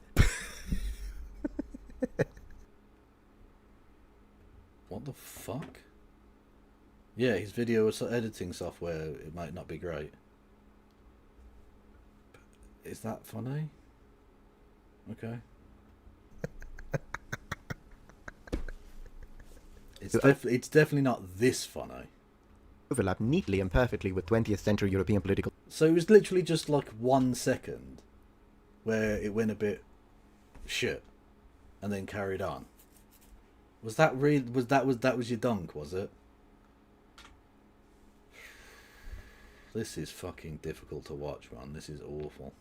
factions in order to come out with an answer is a flawed analytical method. Yes, trying to figure out if Hitler was a, quote, I'm with her guy or a member of the Republican Party in 2016 is silly. But luckily, that is not what historians and others are actually doing when they approach this topic. Two problems here. First, I wasn't complaining about historians. I was talking about people who deal with these topics, mostly YouTubers, so already it's a straw man. However, there are some academics that do nonsense like this, so I'm actually gonna do that now, because you're wrong, regardless. Even though it wasn't my original point, I'll agree with this fictitious version of myself that you created. Good historians don't do that, so we can agree with that, but activists who use their degrees to push their agenda? Oh, they will. Not that I need to. Anyone watching this knows this already, but I'm happy to prove this with empirical data anytime. Yeah, what do we do now? Well, just to answer this me, correctly, bro. first, we need to ensure objectivity to our analysis. These guys very often present themselves as, quote, rational skeptics who are just presenting the objective facts. This is not how you make a response video, Freda. You don't just say how other people present themselves, you prove it with clips. I swear, this thing you do when you put words into people's mouths they have never said and then try to ridicule and attack them for those words you fabricated, you do it so much that it has just become second nature to you. It's muscle memory at this point with this guy. I talk more... I can't be bothered. I can't be bothered. This is so tortuous. I can't... if I weren't hungover or whatever, maybe I'd be in a more resilient mood. But this is fucking... there's another over half an hour of this. I'm not watching this. Does anyone have anything else? I'm not watching Soviet Storming. That's a Tanky Tuesday thing. Actually, we haven't done a Tanky Tuesday in ages. To be honest, I haven't really been watching a lot of tanky stuff lately. Maybe we should have a look at what tankies are up to. Let's, Jason Unruh. Jason Unruh was one of my favourite fucking knobs. Unruh. What's he up to?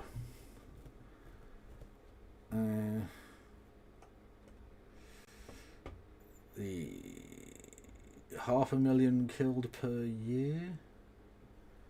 Is there a Blackstone shooting cover-up? The Czech equate Nazis with communism. ICE is breaking down. Independent African stream killed by US imperialism.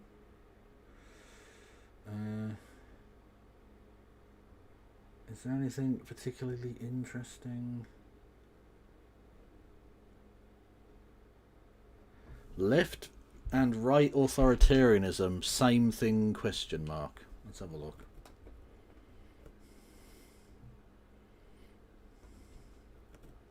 You know how liberals are always standing in the way of revolution, and how they tend to always ally with the system that causes the very problem that needs to be solved and that they claim to be against, but they just somehow always end up on the side of the very system that causes the problem that they claim to be against? Well, here's a primary example of that. There was a new study that was put out about authoritarianism, and apparently, according to at least one person, if you are left authoritarian, you are just as bad as a person who is right authoritarian, because somehow in their centrist liberal thinking, they're exactly the same thing, and a reminder of, to us, why liberals are the ally of fascists. Not that the whole situation in Israel and Palestine haven't already reminded us of that. Ever wonder why some people hear diversity and immediately short circuit? Turns out the problem might be in their brain. A 2025 MRI study found that extreme authoritarian traits, left or right, show up in your neural hardware. Folks high in right-wing authoritarianism, they had less gray matter in a part of the brain tied to empathy, emotional regulation, and social reasoning. The dorsomedial prefrontal cortex. Yeah, this is boring. Trump confirms third worldist theory. Oh my god, is he still on the Maoism train? Let's go. During Trump's inaugural speech, which took place just a few minutes before... What an absolute tool. Look at this guy. Look at him. I mean, it's not as funny as when he dressed up like a kind of... He basically used to dress up sort of like Mao. I'll see if I can find those old videos of him, because they were amazing. With this recording, Trump outlined and reaffirmed his desire to take over Panama and Canada. Now, aside from that angering me as a Canadian who doesn't want to be an American, and God help me, I would rather be anything than an American, this has done something very significant. Look at the cheering that has gone on. And look at not just the people in the room, the Republicans who are like good little seals that'll just cheer and clap at anything he says, but the regular everyday Americans who support Trump support doing that. It shows something significant.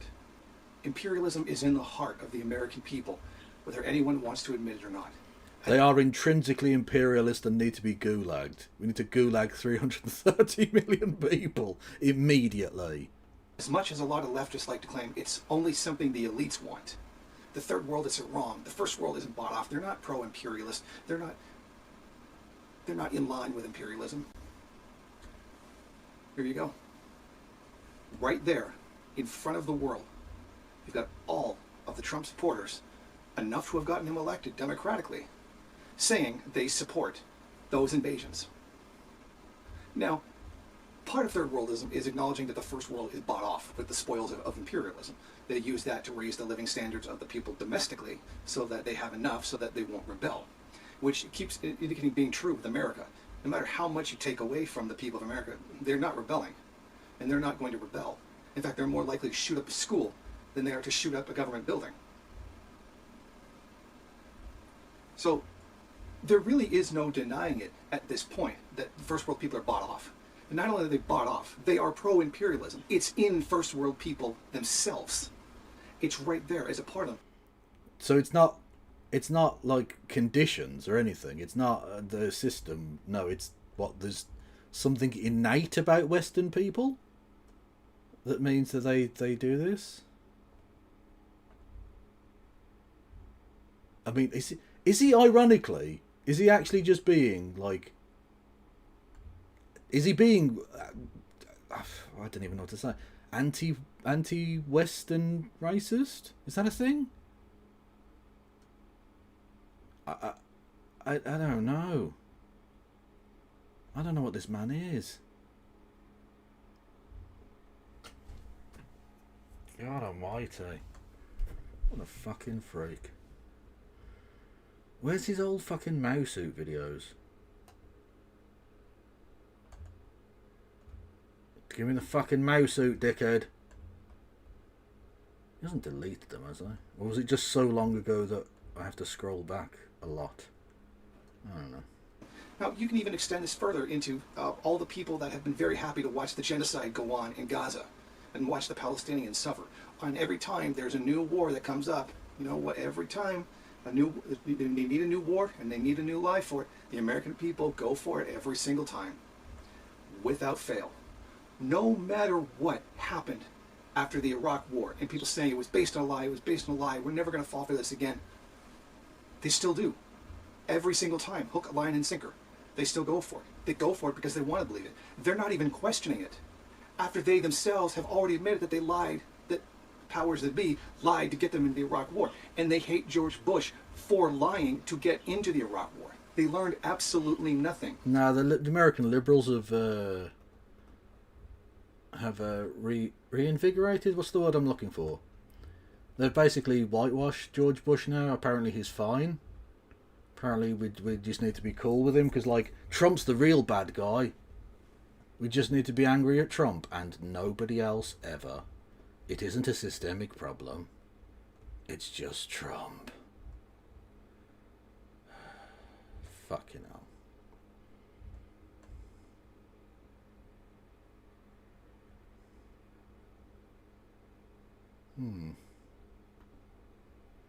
I'm trying to find. I want to show everyone his fucking Mao suit thing. Because it's so funny, like he's got the armband like he's an official from the fucking CCP. And it was so good. Oh my god, it was so funny. No,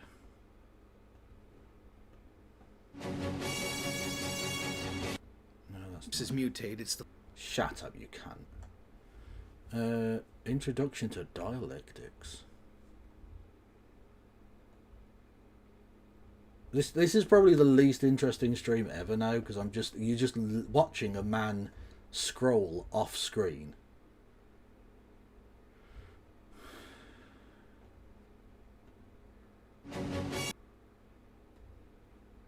No, that's not it either. God, I hate the world. I hate the world and I want to die. I ain't got no iPhone. What was that from again? I can't remember. It hardly matters. I can't just type in fucking Mao suit, can I? That's not going to work. Because that'll just bring up someone else in a Mao suit. Because who the fuck even knows who this prick is?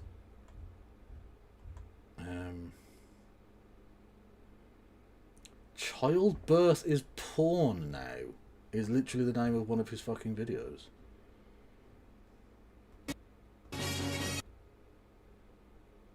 Of life. Oh, there we go. Okay. So he's got a suit, right, with the... It's literally a Chairman Mao badge. By the way, it literally is called Childbirth is Porn now. But there's also one where he's got a fucking armband on. Amazing shit. Oh, God, where is the...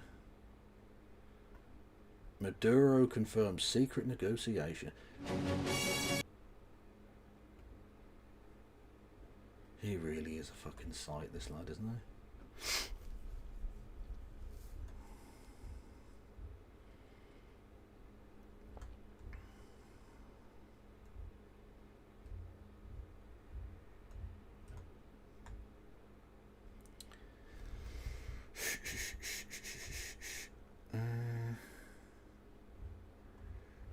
I don't know, I'm not going to be able to find this anymore.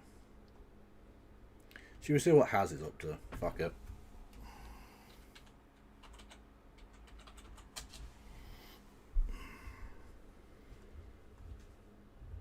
Did he get taken down or something?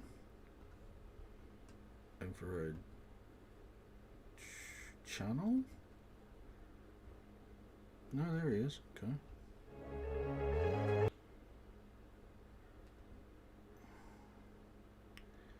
Oh my god, the last thing he put up was from 7 months ago and it was him interviewing Alexander Dugin. Oh my god. Oh no. Does he live stream? No, he hasn't live streamed for like 2 fucking years. What the fuck? Is he still like a... Is he dead? What's he up to? No, he's still going.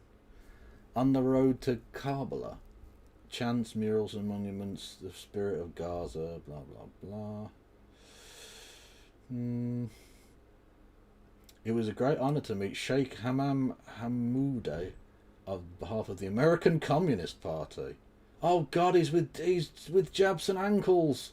No, no. Who is Sheikh Hamam Hamoudeh? That doesn't sound very socialisms.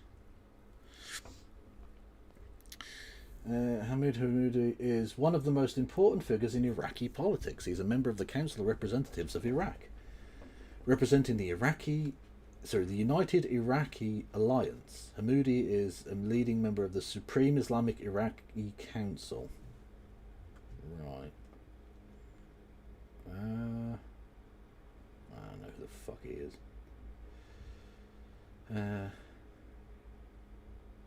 God, look at these two larpy cunts, man. Fucking hell. Pair of short twats. I'm in Baghdad, Iraq, on the Tigris River. I'm out here in the Tigris River. So many of the most important and powerful empires and dynasties were born from this river. So why have I come? Because you can be way more racist. Because we're trying to build an empire and dynasty of our own in the USA. I've come to this ancient land for inspiration. You want to build an empire of your own. You know that's what imperialism is, right? You know that's... Do you know that's the thing, right? No? Okay.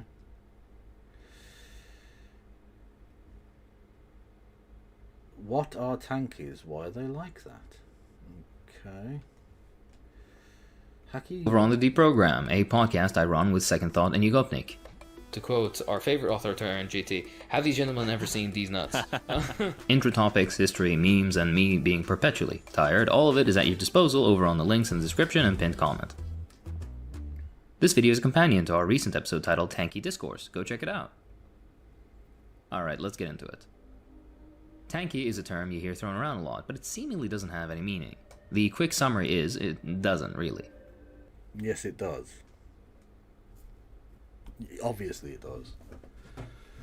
It's, I mean, essentially a supporter of former socialist experiments is generally how I would go with them.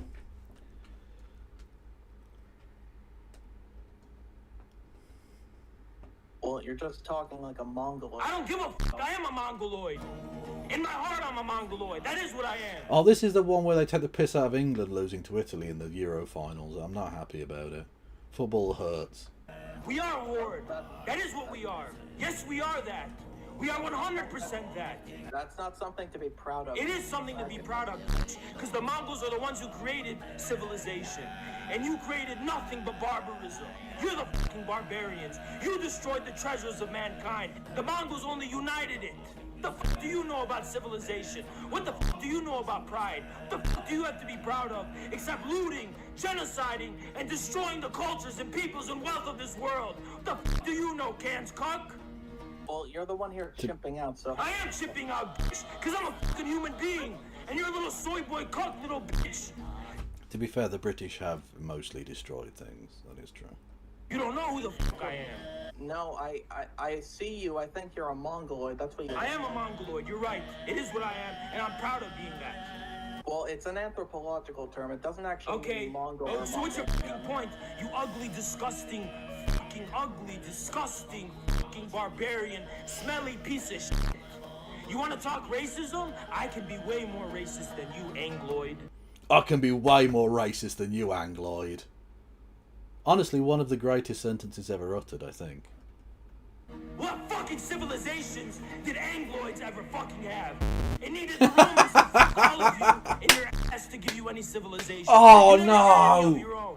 You want to be racist? I could be way more racist. You want to talk shit about Asians? There's no need. What the fuck do you have on Asia, huh? I have nothing on it. You have nothing, because you're a Can's cuck, bitch. Who would know? Well, it kinda does, but the intention behind its use is generally nebulous, and the term is expanded so much as to be meaningless. The origins of the term. Originally, tanky was a term that originated in the British left wing for those that supported the Soviet intervention in Hungary. Yeah, the Lionesses men's team is really not been very successful, unfortunately. They made a couple of finals, but you know.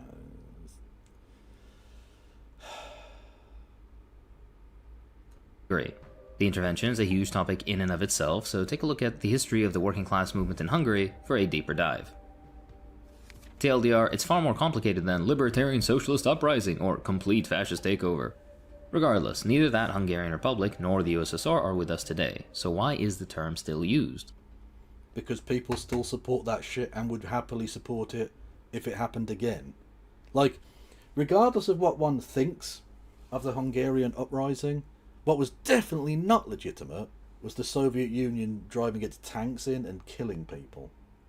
Just slaughtering Hungarians.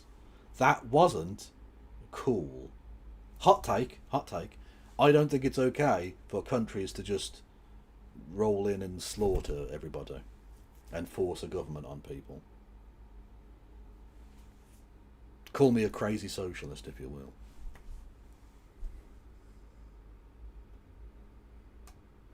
What people mean. Nowadays, the term tanky is mostly used by people, some which claiming to be leftist, while others clearly not, to refer derogatorily to...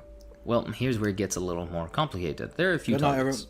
Number one, in the narrowest possible definition, tankies are those that are more or less partial to the experiences and lessons of former socialist, as well as current socialist examples, as well as their leaders. For example, the USSR. What current socialist examples exist? Can I ask that? Like, there isn't, I'll say, former socialist, because look, the countries don't exist anymore. So really what you even describe them as isn't that consequential. But what exactly is it that, like, what exists now that is socialist? Because China isn't. Absolutely not. North Korea isn't. Cuba... It's complicated, but it's... Look, they've got a private fucking housing market now, so...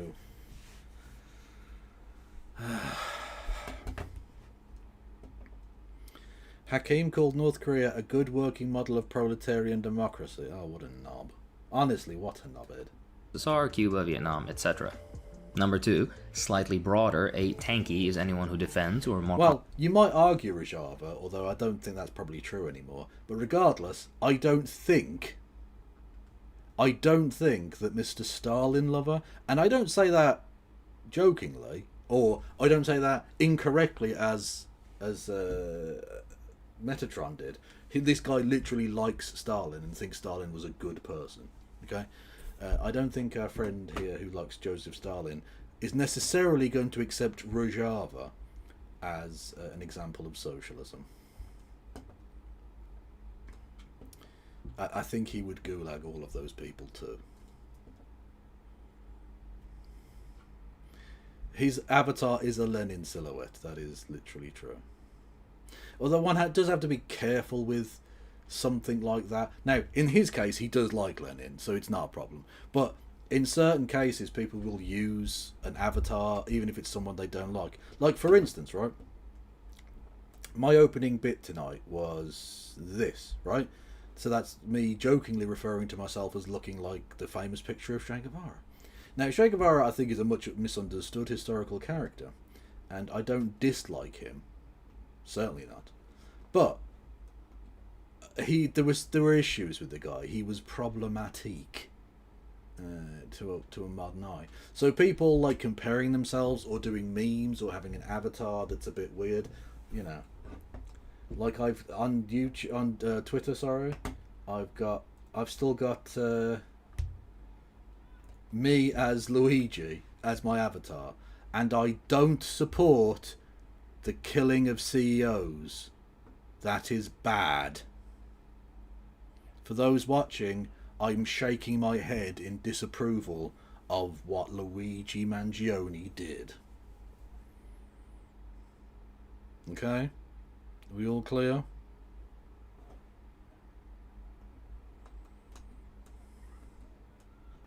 Commonly simply clarifies misconceptions around former socialisms. A tanky also usually presents a nuanced understanding of why certain actions were taken, which some interpret as running defense for something supposedly inexcusable.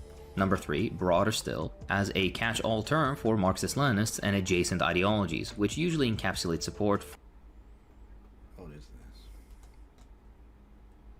Regardless, and here's the bit that's controversial but shouldn't be, the DPRK has a fairly decently functioning model of proletarian democracy, not too dissimilar from Cuba. No. For the concept of the dictatorship of the proletariat, democratic centralism, the active suppression of the bourgeoisie, a more involved approach towards internal security, economic planning, etc. This also usually follows the condemnation of the use of force in times when it was possible that it was warranted. This links well with the general link with authority. Was it always warranted? Was Stalin's violence always warranted? Not sure about that one, champ. Bit of a difficult sell on that, I think. Libertarianism, which we'll touch on soon. Anti-imperialism, and by extension anti-Americanism too, fits here, so I'll mention it. Number 4, much more commonly, tanky is a lazy term. True 8DX, man. I mean, I think I mentioned Hungary, but the same rules for Prague as well. The USSR doesn't get to just go in and kill lots of people and take over. In the same way that America shouldn't either. Why are people outside my fucking house? Well, they're not outside my house, they're in adjoining gardens. Used to being loud at 10 PM on a weekend. These people are outrageous. Nice people to the left of the one using the term. Generally intended to dismiss and ostracize said people without engaging or offering a counter-argument. This particular usage case is most common. True, but like, let's not pretend that tankies don't do the exact same with the word liberal. Let's not pretend that when tankies going about liberals, they don't just mean A, people that we want to shoot when we get into government, and B, cunt. Because that is what you mean. When you're going about fucking liberals, you're not saying that as a descriptor of this person's economic position. Do you know what I mean? Okay, 2 things, Niall. I don't have curtains here, okay? It is a roll down blind, so check yourself before you wreck yourself. And secondly, I didn't even twitch it. I just looked toward it as if I was going to see through it. So actually, I'm just a knob rather than a fucking menace to society. Common with liberals who adopt a radical live approach without any theoretically derived radical content besides engagement in electoral politics and an allegiance to American exceptionalism. A derived term, although even more nebulous, is red fascist, usually just shortened to red fash, but we're not going to touch on that today. And number 5, finally, the caricature. A person that doesn't exist with opinions that no one really holds, but it's used for soy Wojak memes, as the internet usually does. Oh, stand to attention, everybody. The only king I will ever salute. His Majesty. His royal pupship. Roster. We need to have like a thing, don't we? Hang on.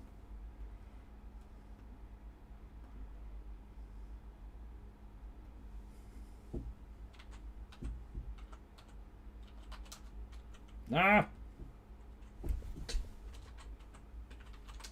I've found out I can't type with one hand for some fucking reason. Anyway, Rusty.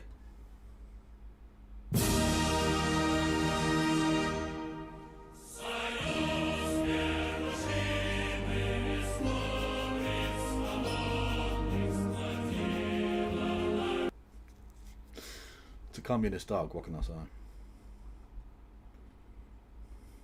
It's supposed to mean someone who uncritically supports everything a socialist nation does. These people don't exist. The USSR or China or Stalin did nothing wrong is a meme set online as a joke. No one actually believes it.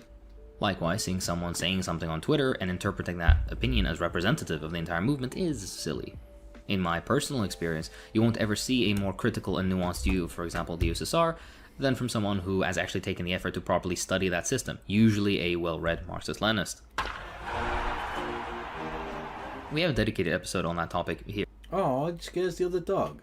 Oh, that's a shame. Dogs are stupid. Here.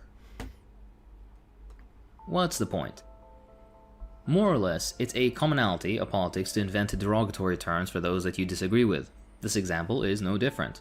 In almost all use cases I've seen, it's used exclusively online by mostly radlibs and other... He did try... Oh my god, I forgot he did that. Yeah. He did try to whitewash the fucking Molotov-Ribbentrop Pact to defend Stalin. Where is it?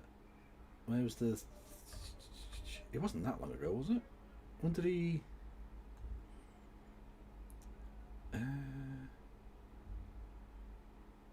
The Molotov... There we go. Was it a year ago now? Jesus Christ. How time flies when death and destruction rain upon you, brought by the massive rats. The Molotov-Ribbentrop Pact, where he basically says, oh, it's fine because reasons.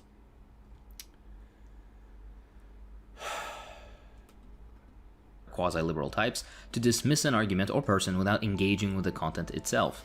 Like, I've genuinely, my position, I think, I'm absolutely convinced that if, like, they'll defend, like, weird, like, pacts with Nazism. Because ultimately, it's a sort of team sport thing again, isn't it? It's this, I'm on Team Red as opposed to Team, I don't know, anything else.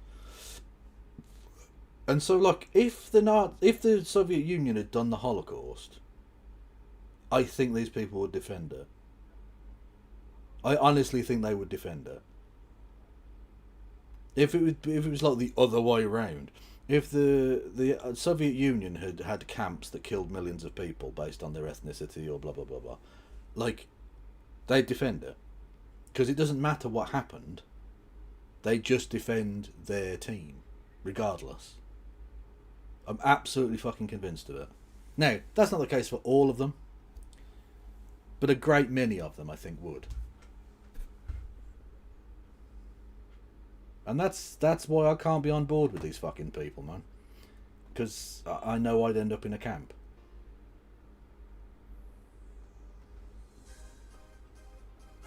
You doubted me, but I saw it too with my own eyes. There are only two holes! Whoa! There are only two holes! Whoa!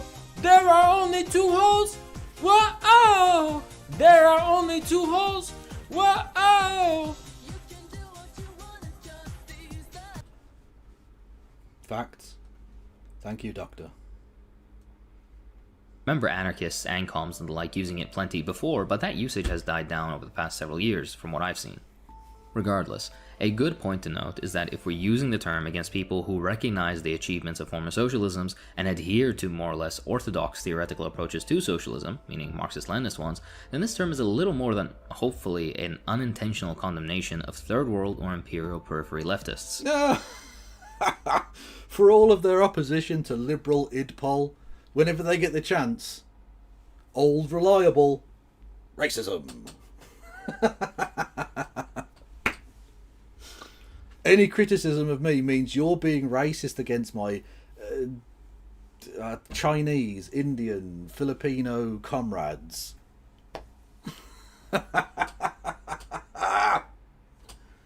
God, they're as fucking blatant with it as the fucking Zionists going, anti-Semitism, you just mean Jews. He's doing that, but for vaguely brown people everywhere, I guess. The vast majority, dare I say all actually influential Marxist thinkers of the 20th century, fit the tanky label if applied uniformly. Even more so when looking at post-independence, anti-colonial and anti-imperialist, read Black and Brown, figures. The vast majority of active leftists globally, the ones agitating for socialism, are people who identify with Marxism and Leninism or an adjacent offshoot, who recognize and respect the lessons of former socialist experiments, are usually part of Marxist-Leninist parties, and uphold figures that symbolize the revolutionary socialist movement.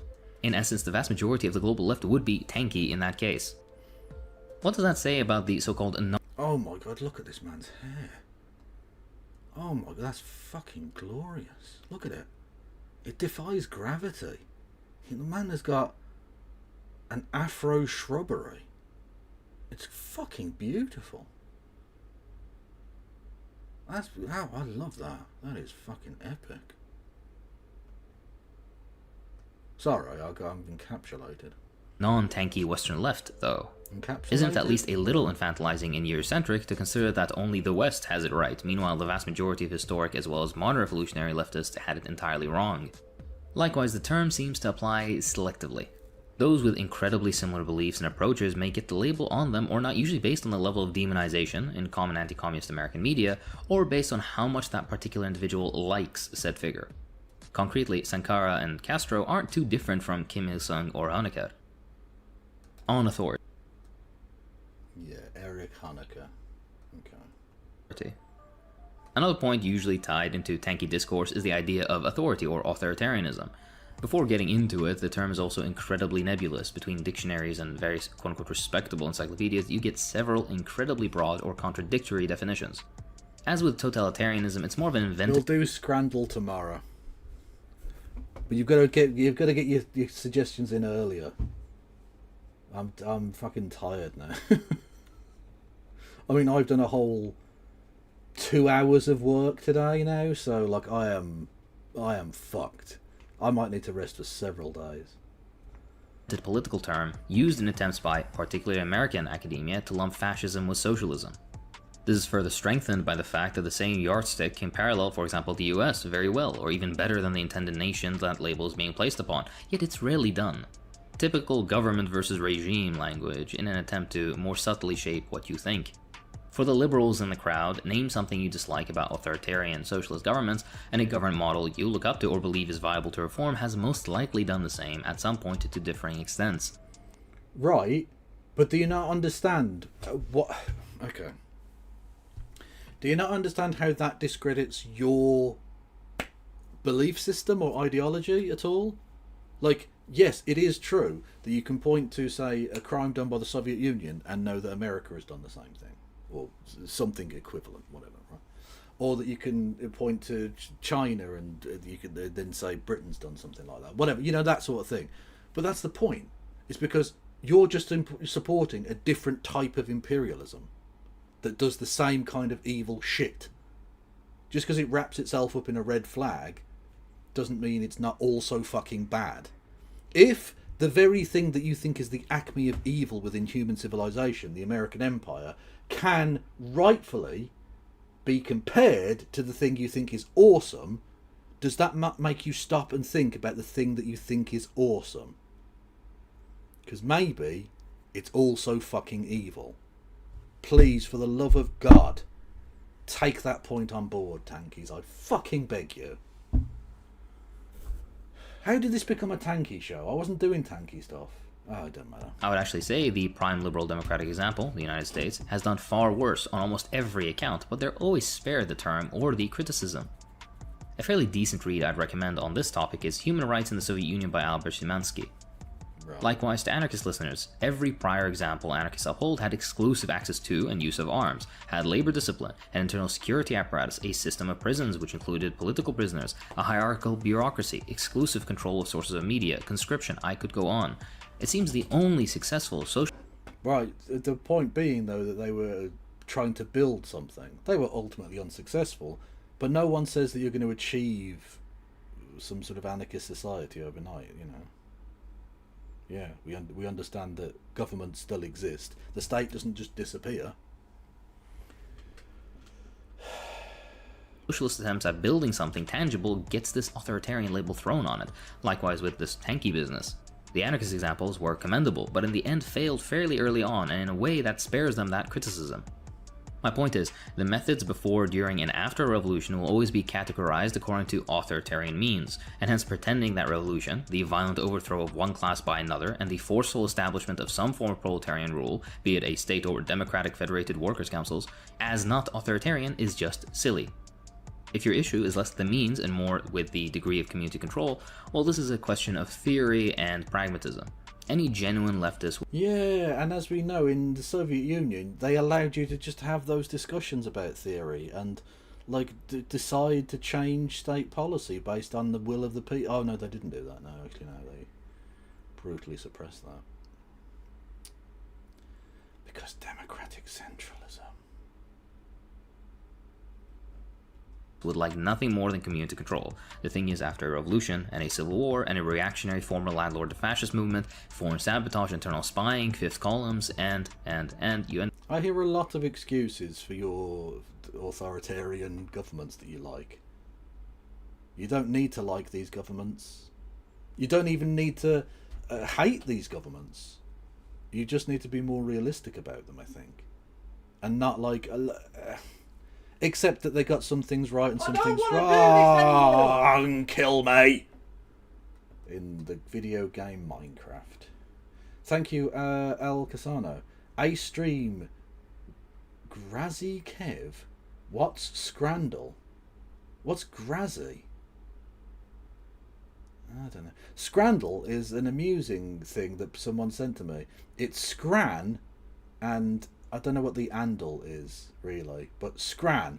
So it's food. basically, right? And so it's a website where every day you go on and it's you get, is it 10 or whatever choices of 2 different meals, and you have to choose which one, and you win based on if you guess what other people guessed, I think.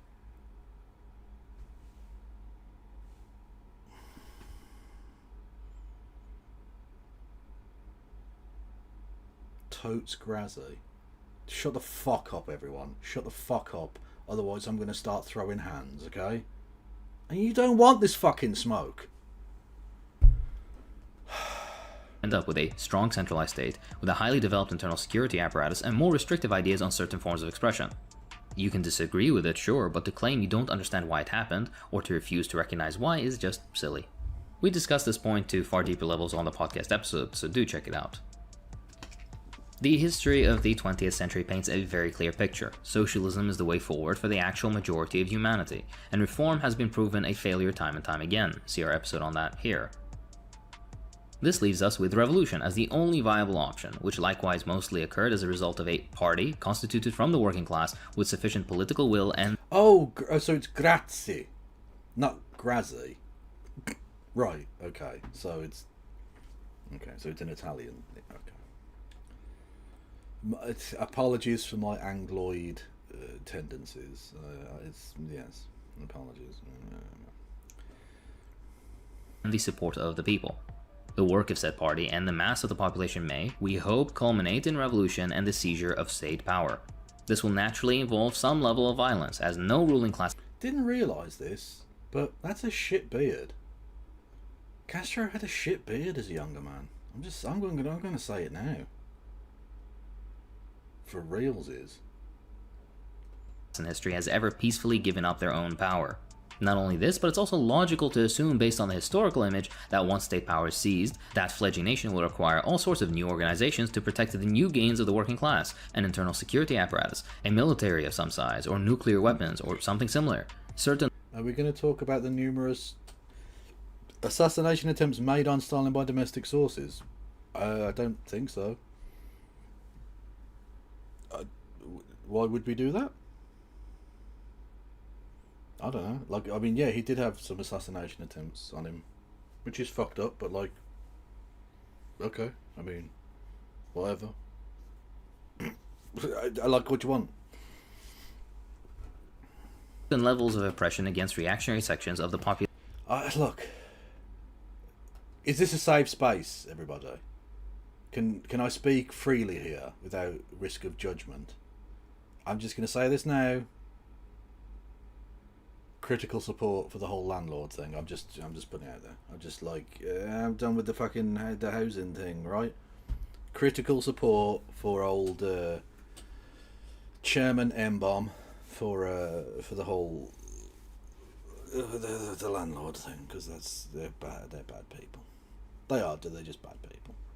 Even the good ones are still profiting from other people's essential need, and that's not okay. Just saying. Ooh. Fuck off. Population, landlords, former capitalists, fascists, etc.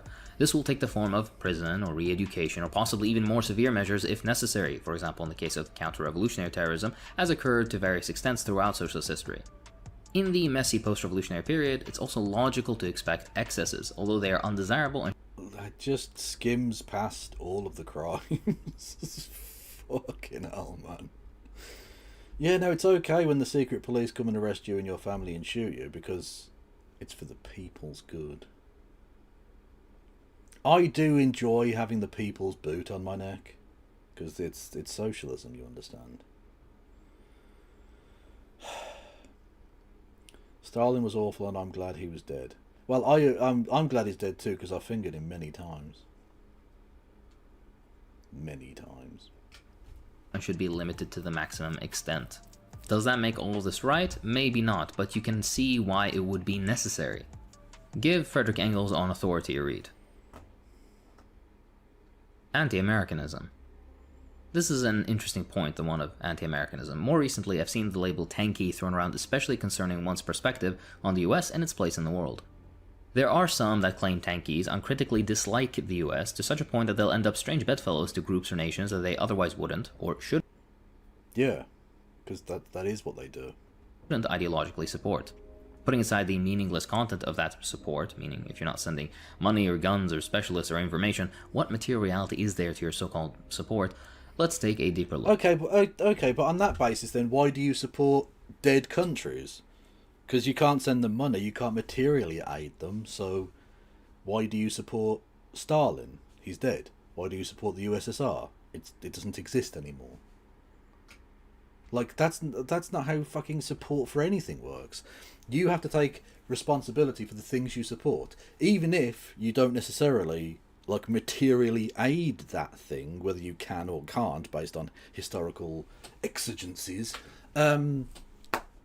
You have to take responsibility for supporting whatever thing it is you support. You can't materially aid a philosophical concept, and yet if you support that philosophical concept, you have to be able to defend why you do. First and foremost, again, this is an incredibly online phenomenon. Just because some guy on Twitter said something doesn't make it representative of the actual real-life movement. Likewise, just because your local 32-member Communist Party in the Imperial Core has some out-there beliefs doesn't make it representative of a movement that spans millions and the entire globe. This in and of itself should be enough to discount this anti-American tanky connection. However, for those that believe in this connection, there is a strange dismissal of certain geopolitical realities and likewise actual anti-imperialist approaches. There are such things as primary and secondary contradictions. Likewise, class struggle above all is cute but falls apart in the complexities of reality, with the perfect example being the existence of the illegal settler-colonial military occupation of Palestine. We need to be materialists about this. Having a critically supportive overview of, for example, Gaddafi isn't based in anti-Americanism, but is based in tangible benefits that administration brought to Libya. Okay, but like they also ran torture jails and stuff?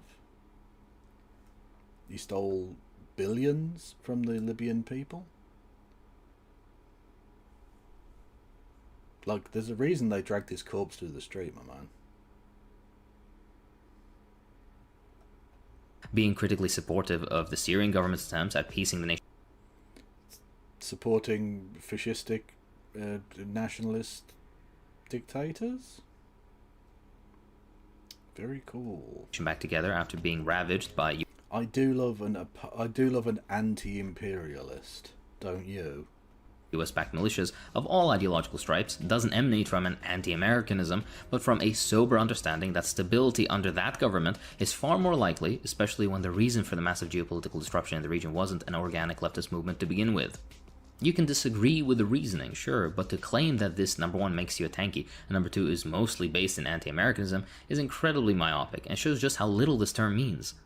Secondly, calling whataboutism when someone replies the US is currently doing worse things as we speak is less about ignoring non-American examples of things worthy of condemnation, and more a highlighting of the supreme hypocrisy of liberals that have endless criticisms for everything non-American, but never even so much as graze genuine and principled analysis of the US, NATO, or other related entities.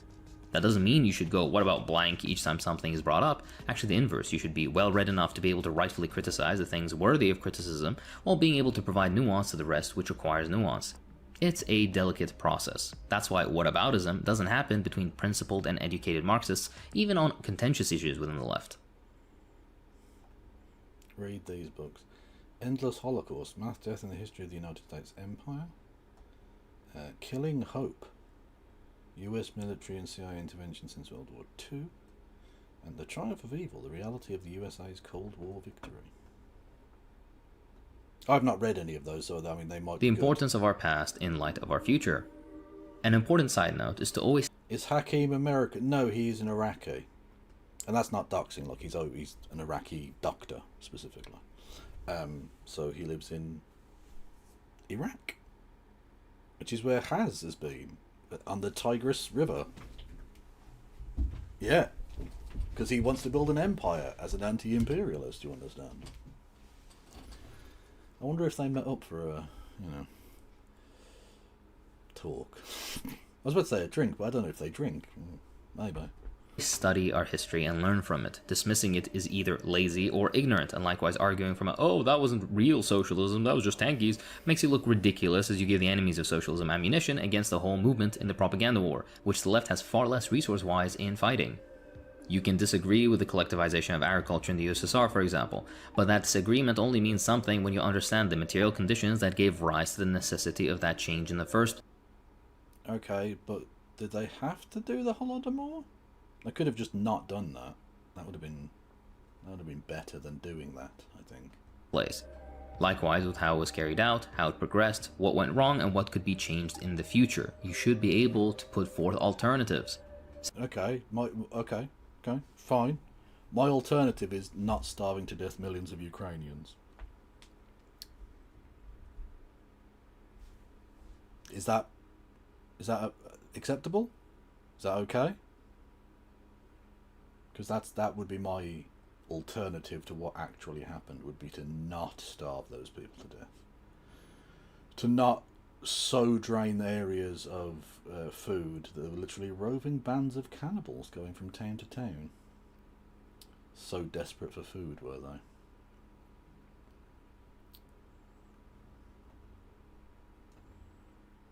Same thing with the Great Leap Forward, or the failures of the many dozens of movements globally before even capturing power.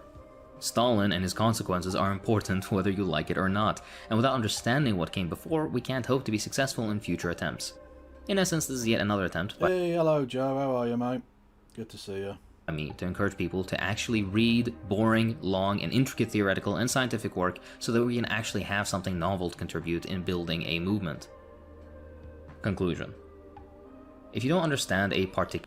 It's 255, you sort of answer your own question there, really. It's you know, if you start off with, we intend to kill lots of innocent people, or not necessarily innocent people, but like small people, you know, how could you end up as anything other than authoritarian? If your entire like premise prior to getting into a position of authority is that we are going to crack down violently on X people, yeah, you're going to end up doing that. Was it the old to the hammer every problem looks like a nail type thing, you know?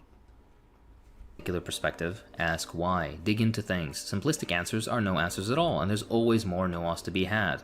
You're always free to disagree, and as Marxists we encourage that. But the truth of one particular tendency does seem to annoyingly always present itself, at least in my experience. At this point, tanky is overused to the point that it becomes absolutely meaningless. Kinda like woke for conservatives, it's a catch-all term for things I don't like. For liberals, it's a lazy approach to political engagement. For those that consider themselves socialist, it's evidence of the ossification, lack of creativity, and lack of actually doing the fucking reading among the Western left. Hang on, that's so funny to me that you would have this, the hammer and sickle and ACAB. Can anyone remind me, did the countries that had these things, did they have police? Did that exist? Did they have cops in the countries that flew the banner of the hammer and the sickle? I think they might have had police forces in all of those places. You know, bastards. There's a dissonance between the top of your shield and the bottom, is what I'm suggesting there, my man. Just a word to the wise. Of the ossification, lack of creativity, and lack of actually doing the fucking reading among the Western left, from which these ideas almost exclusively emanate from what I've seen. Much more important is the value of learning from former socialist experiments rather than simply dismissing them, as well as understanding the nuances which lead to the decisions they took. That doesn't mean they shouldn't be condemned when it's correct to do so, but likewise this condemnation needs an appropriate time, place, audience, and format for it to be meaningful if the person is acting in good faith. Otherwise it's vitriol, an attempt to shut down conversation which doesn't help the movement, which interestingly enough is the motive of some that use this term. This really is the issue. Go outside and actually contribute. If you see weirdos, avoid them. The internet isn't real life, and that's where most of this brain-dead discourse on both sides solely resides. Check out the podcast while you're at it. It's a fun ride, I promise. That's it for this time. If you enjoy what I do, then... I don't really. Anyway.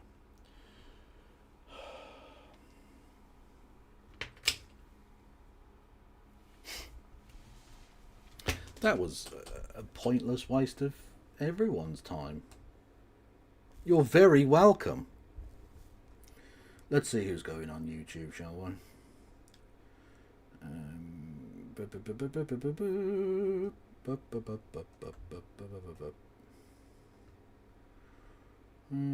PZ Myers. Oh my god, I haven't been over to PZ Myers in ages. Say hello to PZ. That was a little stroke of luck, wasn't it?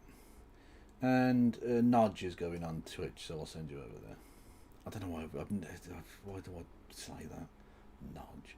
No Justice MTG is the person. So, go and say hello to them. I will be back tomorrow for good times or something. I don't fucking know. Thank you for all of your support. Free Palestine. No pass around.